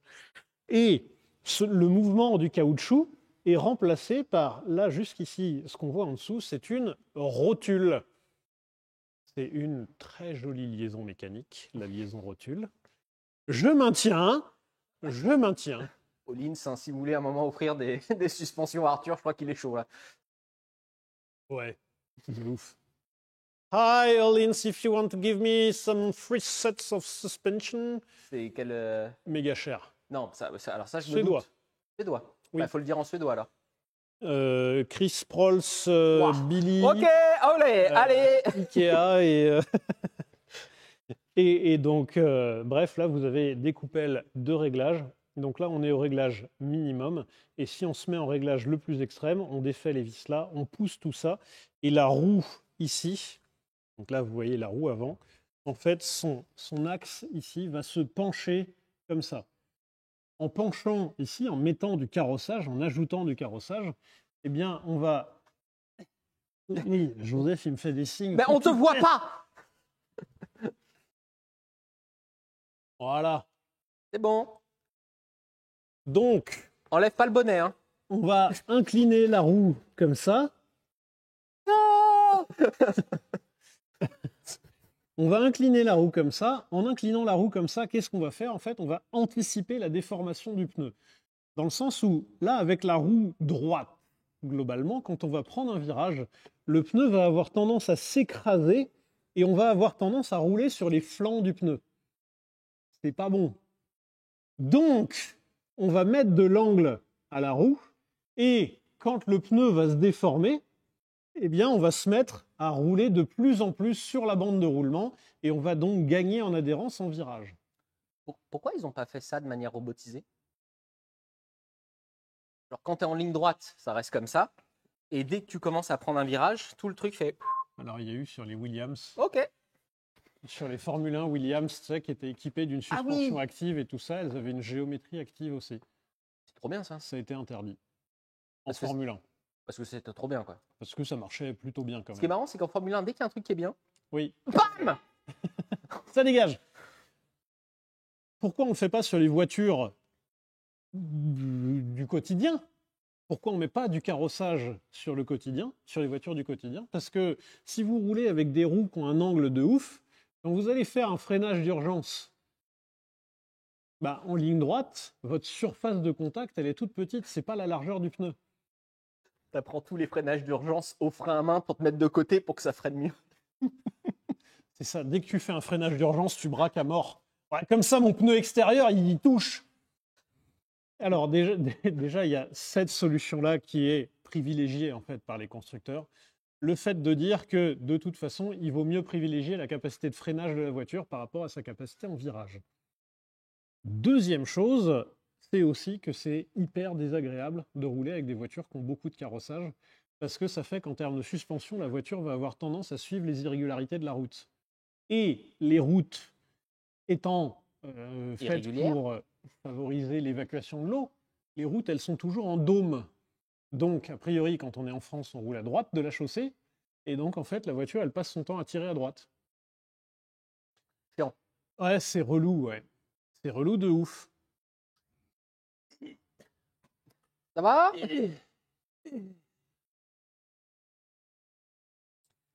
Donc, bah, c'est pour ça que sur les voitures, de manière générale, on préfère mettre les roues droites. Surtout, roue droite. Roue droite. Surtout que freiner, quand tu veux faire un gros freinage, vaut mieux que tes roues soient droites. Si tu mets un gros angle de volant et que tu essayes de freiner, Ouais. Oh, Beyblade! avec la chance, il va mal se passer. Qu'est-ce qu'on a d'autre à monter sur. On peut montrer le derrière de la voiture. Enfin, oui. Non, Oui, en tout non. bien, tout honneur. Et- Ben, on a l'arrière de la voiture parce qu'effectivement, on ne l'a pas vu beaucoup. Mais ceci dit, c'est la partie que je trouve la plus moche de la voiture. Ok. C'est vrai, hein, enfin, Moi, je dirais pas que c'est la plus moche. Je trouve c'est que la moins jolie. moi, je trouve que c'est celle qui a le moins bien vieilli. Tu sais, elle me fait penser aux anciennes Lexus là, des années. Ouais. C'est juste que ça a moins bien vieilli. Par contre, 300 chevaux dans un truc où tu as un espace, attention, de automoto la chaîne, ou un Plus de espace. 750 litres de coffre. Ouais. La Subaru offre. Non, mais c'est cool de te dire que tu as une voiture qui est quand même un peu cool et Oui, mais- utilisable. Ouais, mais dans les anciennes Impreza étaient exactement pareilles en fait. Ah oui, non, mais ça, c'est rien à voir. De toute façon, je la préférerais en 3 volumes. Il y a, ça, Ah oui. il n'y a pas à... Il n'y a pas à tergiverser. Il n'y a pas à tergiverser. À tergiverser. Pas facile à dire celui-là. Oui, effectivement. Après, il y a 4 échappements. On l'a vu tout à l'heure, du fait qu'il y a un turbo, on est obligé de revenir en une seule ligne d'échappement. Et ensuite, on fait une ligne sous toute la voiture et après, on ressort en 4 échappements. Ouais, mais après, c'est toujours plus cool avec 4 échappements. Non. Non, quand c'est des deux côtés, moi, Ah, j'aime moi, bien. je préfère un seul échappement d'un Ah non, côté. il faut que ce soit symétrique. 4, pas 4, mais 2, symétriques. Ah non, je trouve ça dégueulasse. Ah non, si. Oh là là. Désolé. Non, non, symétrique. Et, alors je sais que t'aimes pas. J'aime pas les rajouter sur les voitures, mais je trouve que ça lui manque. Un petit feu F1 là. Ah, je vais te foutre un coup de pied dans les gencives. Non, mais pas Ah ouais, rajouter. non, mais en plein dans les gencives. D'origine, Ah non, aurait non, été non. incroyable. Là, tu vas te prendre un coup de pied dans les gencives directement. Là, Un peu c'est de brouillard. fin de stream, là. Et... T'aimes Non, pas non, ah non, non, ah, c'est dégueulasse. Mais non, mais quand Mais c'est un feu rajouté. F1, ça porte son nom. Oui, mais quand c'est rajouté. Non, ça porte son nom, le le feu rajoutant pas. F1. C'est en F1. Je vais pas foutre un aileron de 600 km sur ma Corsa. Parce Alors, que je suis pas en F1. ça existe. Alors, À la limite, t'emmènes ta meuf à l'hôtel F1. je suis navré, mais ils ont fait un moment un hot rod d'une Ford A avec un aileron F1 derrière. Un peu cool. Ou dans Top Et Gear, Dieu ils avaient sait que fait un j'aime pas les hot avant-time. rods. Dans Top Gear, ils avaient fait un avant-time avec avec un aileron de F1. Joseph, t'es un beauf. Oui, et j'assume complètement. Un peu cool dedans. Moi, je dois avouer que ça, j'aime plutôt bien. Les sièges Recaro, RIP. Recaro a annoncé son 754e dépôt de bilan. Ouais, mais alors, je crois qu'il y a plusieurs Recaro. C'est vraiment Recaro Monde, ce coup-là ou c'est Ouais. Ah. Oui, oui, ça a foutu la merde dans pas mal de chaînes de production, le fait que Recaro n'existe plus. Et par ailleurs, là, il y a quand même beaucoup de gens qui ont dit « Ouais, on a essayé de sauver Recaro un peu par tous les moyens. Là, c'est chaud quand même, quoi. » Ouais. Et là, ça commence de plus en plus à sentir le sapin. Quand tu vois que nos belles années de voiture et nos belles années de tuning commencent à disparaître, c'est que tu as Recaro et BBS qui sont en faillite en même temps. Cool, ça a fermé aussi, a priori. Oui, c'est cool, ça a fermé aussi. Ouais. Alors, ouais, non, mais faut dire les choses. faut dire les termes. je vais vite fait me laver les mains, enfin, oui, m'essuyer les mains pour aller à l'intérieur de la voiture. Je me permets de regarder. J'ai même pas vu l'intérieur depuis tout à l'heure. Enfin, depuis qu'on nous l'a prêté. Oh, oh, c'est les tapis d'origine. Encore les tapis d'origine. Merci encore à Bye Bye Car, Montfort-la-Maurie, de nous avoir prêté la voiture. Très gentiment. Oh, il y a un bouton pour enlever le SP. Ah, c'était ça, donc le fameux bouton pour passer de... C'est ça, la répartition avant-arrière, là? C'est celui d'en dessous. P-diff plus moins. Comme centrale différentielle, plus ou moins. En vrai, j'aurais voulu une molette aussi. Hein. Attends, on va changer. On voit ou pas? Non, mais je vais changer la caméra là pour pouvoir la dévisser de son pied sans que les gens aient la gerbe. 3. Alors attends, 3. Hop là. Hop.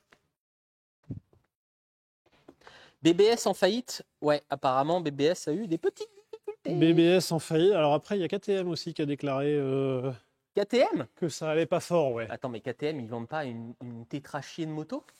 Alors, ils vendent des motos, sauf que... Comment ça? Elles marchent pas, leur moto? Alors, là, en termes de fiabilité, KTM... Ah. C'est pas super bien vu, et puis tu peux vendre beaucoup de motos, mais si tes motos, elles coûtent cher à produire, bah tu gagnes pas d'argent. Coup dur. Première année d'école de commerce. Hein. Caméra 2? Caméra que j'ai dans la main. Ok. Bonjour.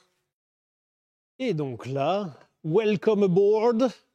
Alors on voit que c'est une voiture qui a un peu de kilométrage. Alors déjà, c'est une voiture qui a des sièges sport avec des gros renforts ici. Et donc on a tendance à défoncer ici les coussins. Là, c'est une voiture qui a 160 000 km, donc forcément sur des sièges sport comme ça, bah on les défonce. On serait tenté de dire, ah bah dis donc, c'est pas solide quand même, parce qu'à 160 000 km, le machin est quand même bien défoncé. T'as vu la taille de l'excroissance du truc? Forcément que ton U qui va se prendre là-dedans, quoi. Voilà. C'était le coup de gueule d'Arthur. Je m'installe aboard.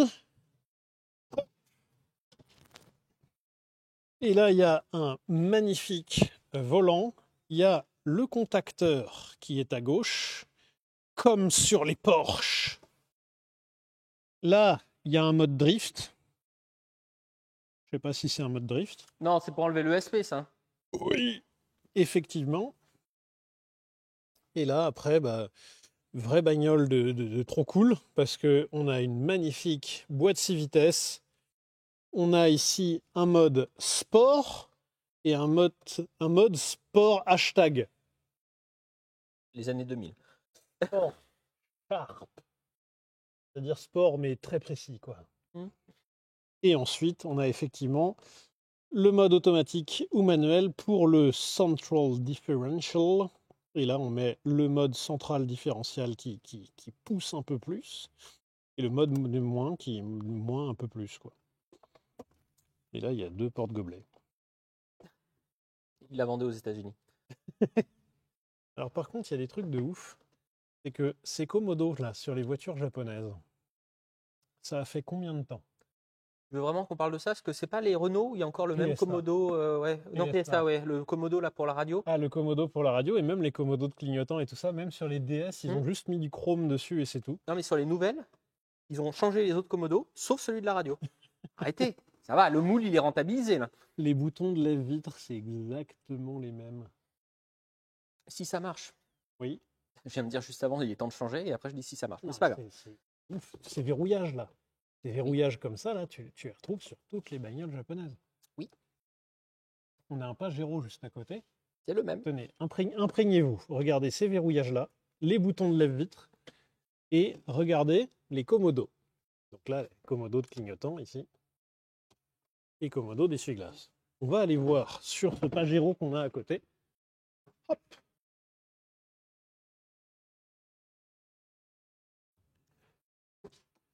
Hop. Oh tiens, les boutons de lève-vitre, ils ont la même gueule. Regardez les verrouillages de porte, dis donc, c'est incroyable quand même, les petits verrouillages comme ça. Là. Et puis regardez-moi ces Komodo de... les mêmes. Il y a un fournisseur qui s'est fait plaisir. Après, c'est pas très grave, hein. Ah, pourquoi changer si ça marche? Effectivement. Alors, que devient Subaru aujourd'hui? Oh là. Épilogue. Épilogue. Ah, il continue de vendre des voitures quand même. Mine de rien. Il continue en Europe? Alors, je sais pas si c'est en Europe, mais par contre, aux États-Unis, ils vendent énormément de voitures. Je crois qu'en Europe, ils avaient arrêté. Non? Peut-être bien. J'ai un Ouais. doute. Peut-être bien. Ne prenez pas ça pour argent comptant. Subaru, quand ils ont annoncé le renouveau de la Legacy dans le début des années 2000, ils ont instigé. Instigé? Je sais pas. Ils ont Mis en place. initié une procédure par rapport à l'écologie. Oula. Non, je trouve ça pas si con. Non, mais Parce en fait, que... alors, juste Vas-y. pour soulever le point, une grande partie des marques, quand ils disent c'est pour l'écologie, ça sent plus le greenwashing que l'écologie. Alors, à mon avis, Subaru, ils se sont dit un truc, c'est que leur marque de fabrique, c'est le 4 à plat. Enfin, c'est le moteur à plat et c'est les voitures toutes roues motrices. D'accord. Donc 4 roues motrices. 4 roues motrices, ça fait des frottements dans la transmission qui ne sont pas toujours nécessaires. Donc de la perdition. De la déperdition, donc c'est potentiellement des voitures qui consomment plus.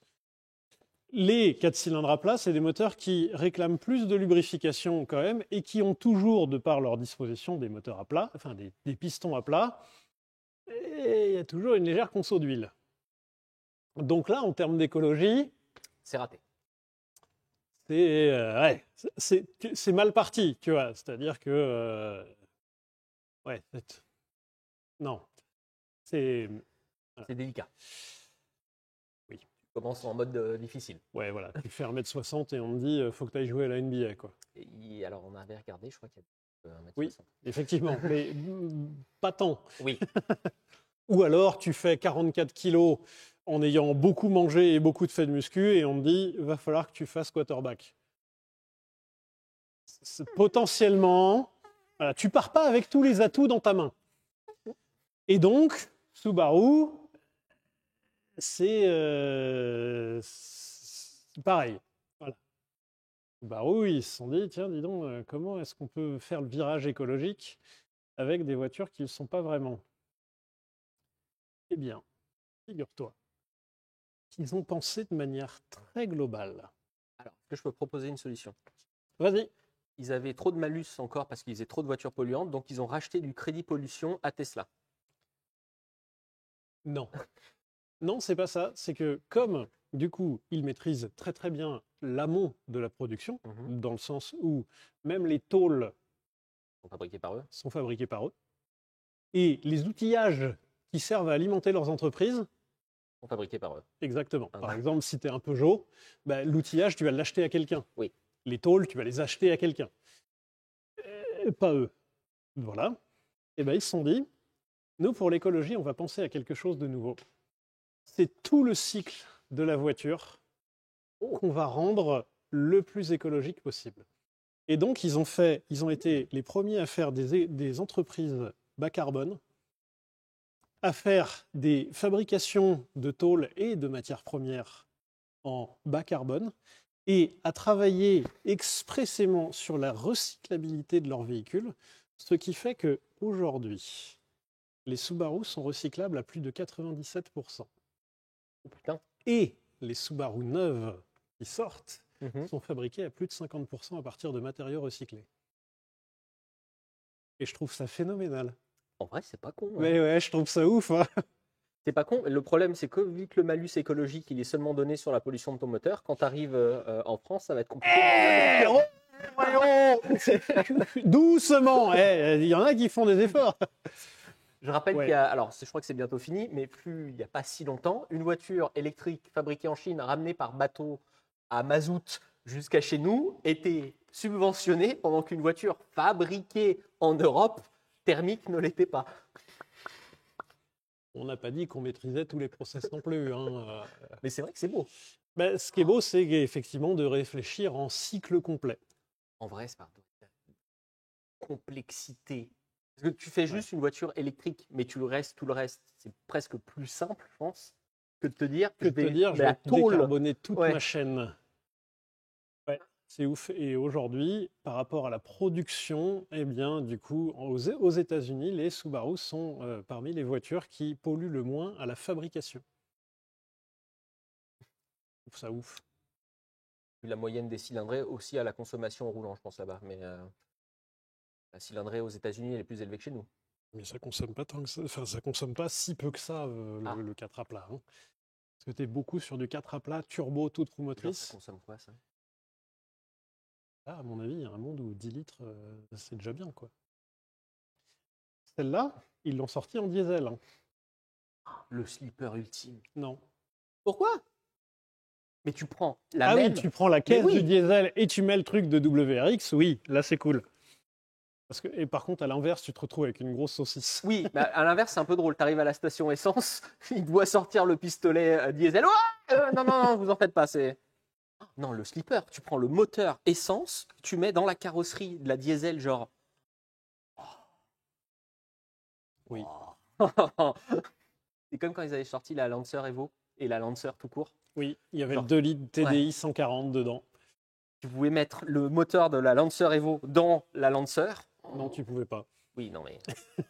Mais du coup, quand ils les ont sortis en diesel, celle-là, ils avaient annoncé des consommations de ouf. Genre, ouais, on est capable de faire du 6 litres pour une Legacy. Alors, le Legacy, qui est le modèle au-dessus de ça, une Legacy en diesel, ça fait jamais 6 litres. Hein, ça fait 8 litres minimum. Hein. Oui, genre les autres marques mentent jamais. Oui, non, mais je dis pas que ça ment pas. Hein. Le Raptor, il est donné pour 16 litres. Hein. Oui, c'est une chose qu'ils n'arrivent jamais à faire. Je crois que vraiment, j'ai jamais pu le faire. Et Ah, vraiment, j'ai essayé, hein. Ouais. Mais pareil non plus. C'est- Même à l'essence. bah, surtout à l'essence, pour être vraiment faire, non, ça ne marche pas. Peut-être que c'était en descente, ils l'ont peut-être fait comme ça. Et pour l'anecdote, avant d'acheter le vaisseau amiral, eh ben, j'avais très longuement regardé les Legacy. Alors le modèle d'au-dessus, qui existe en 6 cylindres à plat, 3 litres, 245 chevaux. On va rouvrir le débat des 6 cylindres. Et Non, à 6 plat, cylindres pardon. à plat. À plat, oui, pas en Voilà. ligne. Pardon, autant pour moi. Et J'ai arrêté à la conso au fait que les moteurs n'étaient pas tant fiables que ça, que quand il y avait des boîtes auto, les boîtes auto avaient tendance à péter et que les pièces coûtaient une couillasse. Alors, les voitures japonaises, très souvent, les pièces coûtent très cher. Il faut le savoir avant. Et si c'est des voitures japonaises anciennes et qu'il faut faire venir les pièces, c'est souvent très compliqué. J'ai un sale souvenir du Honda S800. Je ne sais pas pourquoi c'est si compliqué. Est-ce que c'est vraiment le pays où c'est le plus compliqué enfin, la nationalité où c'est le plus compliqué d'avoir les pièces? Alors moi, j'avais eu, justement, pour parler de cette Honda S800, j'ai eu une Honda S800 à faire pas mal de boulot dessus. Donc, petite Honda S800, c'est super mignon et tout ça, ça fait 800 cm3, ça fait 70 chevaux comme truc, ça pèse rien du tout. Et alors, quand j'étais dans la voiture, c'était très rigolo. Parce que vraiment, ça fait monsieur indestructible. Je suis très grand par rapport à la voiture. Et la voiture, vraiment, c'est une boîte à gants, hein. La voiture en elle-même est une boîte à gants. Et j'ai cherché des pièces de carburateur que je n'ai trouvées qu'au Japon. Et après avoir contacté plusieurs vendeurs japonais, la plupart des vendeurs japonais vous disent « Non, je vendrai qu'à des Japonais ». Ouais, s'il y a de la paperasse, du machin, je comprends. Mais... Alors, soit c'est de la paperasse, soit c'est une tradition de conservation, etc. Et donc, j'ai dû faire appel à quelqu'un sur place qui, en tant que Japonais, achetait à un autre Japonais, facturait ce service-là, puis ensuite empaquetait et ensuite te l'expédiait. J'ai payé si cher. Waouh! Comment payer un joint 2 €, 110 €? On a fait le tour. Est-ce qu'on leur dit pour la nouvelle année? On a peut-être prévu. On a peut-être une petite surprise. On se posait la question avec Arthur. Pour la nouvelle, parce que vous savez que sur Twitch, pardon, j'interromps ma phrase, nous ne sommes pas, comment on dit, partenaires? Affiliés, partenaires. Partenaire. Nous ne sommes pas partenaires. Et pour devenir partenaire, la seule chose qui nous manque, c'est de faire 12 streams en un mois. Oui. Toutes les autres stats, on les a. On s'est dit, pour les machins du premier an, les résolutions. Pour les résolutions de la nouvelle année, pourquoi peut-être pas faire une semaine de stream tous les soirs? Enfin, un stream par soir pendant une semaine. Ah, oui. Le 24-24 dans le garage, ça va être compliqué, ouais. Est-ce que ça pourrait vous chauffer un peu? Personne va dire non. Je ne sais pas pourquoi je pose la question. Évidemment, personne va dire non. Donc, du 1er au 7 janvier, tous les soirs, 18h30, la Fabrique Auto. C'est 18h30 par contre tous les soirs? Bah ouais, non? Oui. Bon, allez, 18h30. Parce qu'en fait, si on commence plus tard, après on se couche plus tard et c'est plus chiant. Alors moi, ça ne me change pas grand-chose, hein, vraiment. Tu sais très bien que ça commence à 10h30 la journée et ça finit plus vers 3h. Quoi. Vraiment, si je pouvais ouvrir le garage que la nuit. Le business model est pas bon. Mais on prend les appels le soir. Tu sais, on ouvre à 20h. Les gens peuvent appeler comme ça quand ils rentrent chez eux. Trop pratique. Et tu finis à 4h. Alors, ça fait peut-être pas assez d'amplitude, mais... Waouh, on a lancé quelque chose là sur le chat. Et la reine jamais contente. Il faudra encore faire 5, hein. Et oui, parce qu'il y a les semaines d'après où on peut en faire. Oui, après les semaines d'après, on reprend. Figurez-vous, on a un garage, donc on ne peut pas faire tout le temps des streams. Oui. On a commencé à vous préparer plusieurs choses, donc il y aura sûrement la voiture télécommandée, il y aura le pistolet automatique, je ne sais pas comment on appelle ça, le nerf automatique. Il y aura plein de choses, du Jeep. Il y aura peut-être un cours d'histoire. Si vous avez des idées, n'hésitez pas à nous les envoyer d'ailleurs sur Instagram. Alors sur le cours d'histoire, il est déjà... C'est sûr? Ok, il y aura ça. C'est Renault. C'est l'histoire de Renault. Toujours debout. Toujours debout. Pas celui-là. Pas celui-là, mais... Ça me ferait crever de rire. Renault est un chanteur qui est... Donc non, le stream histoire sera effectivement sur la marque Renault. Et après, il y aura d'autres streams. Alors, il y aura possiblement un stream gaming. On avait dit un stream cuisine. Cuisine, on est en train. Alors, cuisine, je vous le promets pas, on est en train de voir comment on peut l'organiser. Il nous faut un peu de matos, que la cuisine simple, c'est chiant. Et ça, de toute façon, il arrivera. Et après, il y avait le canon à confetti, quelqu'un vient de leur dire. Je ne sais pas si on a récupéré un bidon. Non. Ah non. Attends, je vais Bah non. vérifier, parce qu'Arthur, il va Non, jamais non, me non, dire non. si oui ou non. Zut, zut, zut, zut, T'es zut. sûr? Aïe, aïe, aïe, aïe, aïe. Pas de bidon hein, ici. Il nous faut juste un petit bidon. Donc,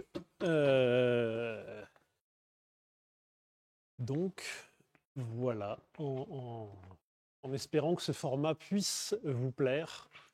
Nous, effectivement, on a eu l'idée. Alors, on a eu l'idée au début de faire des streams entre le 25 décembre et le 1er de l'an. Bah, en fait, il y en aura, mais c'est comme d'habitude, quoi.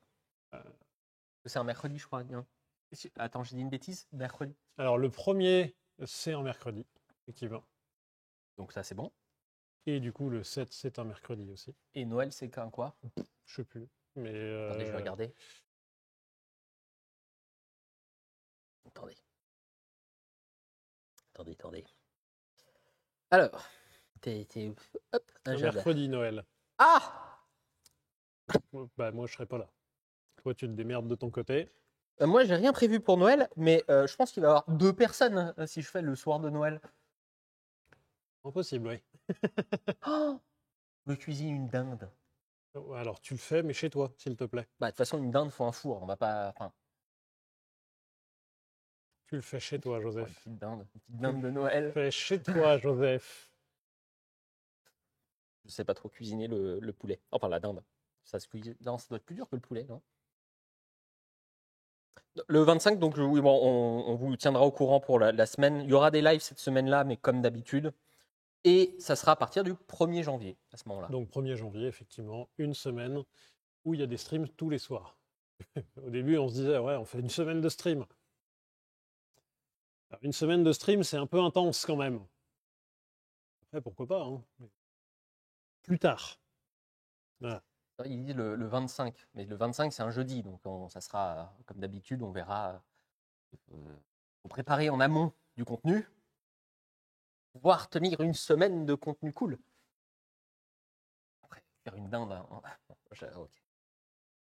Ça cuit combien de temps une dinde? J'en ai aucune Ça idée. doit être si long. J'en ai aucune idée, mais je suis sûr et certain qu'avec ton talent, tu arriverais à foutre le feu à toute la fabrique et toujours avoir ta dinde congelée. Bah, alors ça arrive très Ce souvent. n'est pas un challenge, Joseph. Apparemment, aux États-Unis, ça arrive souvent. Ce n'est pas un challenge, Joseph. Je tiens à le préciser. Ils mettent la dinde congelée dans de l'huile. Dans de l'huile Ouais, bouillante. donc Oui. apparemment, ça fait un. Oui, parce que c'est l'eau et l'huile qui vont pas bien ensemble, quoi. Surtout, alors, je ne suis pas expert en cuisine, mais on m'a toujours dit de faire cuire un truc congelé, Oui, c'est vraiment une bonne idée. à part les kromechki. Kromechki. Tu sais, c'est des petits trucs que tu mets dedans dans une boule et tu le fais frire. Et à ce moment-là, si dedans tu le fais congeler, ça reste mou autour. Kromechki. J'ai pas du tout. Kromeski. Attendez, aidez-moi le chat, s'il vous plaît, aidez-moi. Kromeski. Voilà, c'est ça. Merci beaucoup à Grig Fascom. J'ai pas du tout. Il y a des petites boules comme ça et tu mets un truc dedans. Et par exemple, si tu fais congeler le centre et que tu fais cuire le reste, le centre devient moelleux et le reste. Les doubichous. Moi, j'ai les doubichous. Voilà, par rapport à Noël, les doubichous, c'est fait avec le cœur et puis voilà. De toute façon, on se retrouve avant vendredi pour un vendredi. On se retrouve vendredi, donc après-demain, pour un vendredi. Et puis, Un mot de la fin, Arthur? un mot de la fin. Est-ce que ça peut être un mot composé de 3? Vas-y, je te Genre, laisse.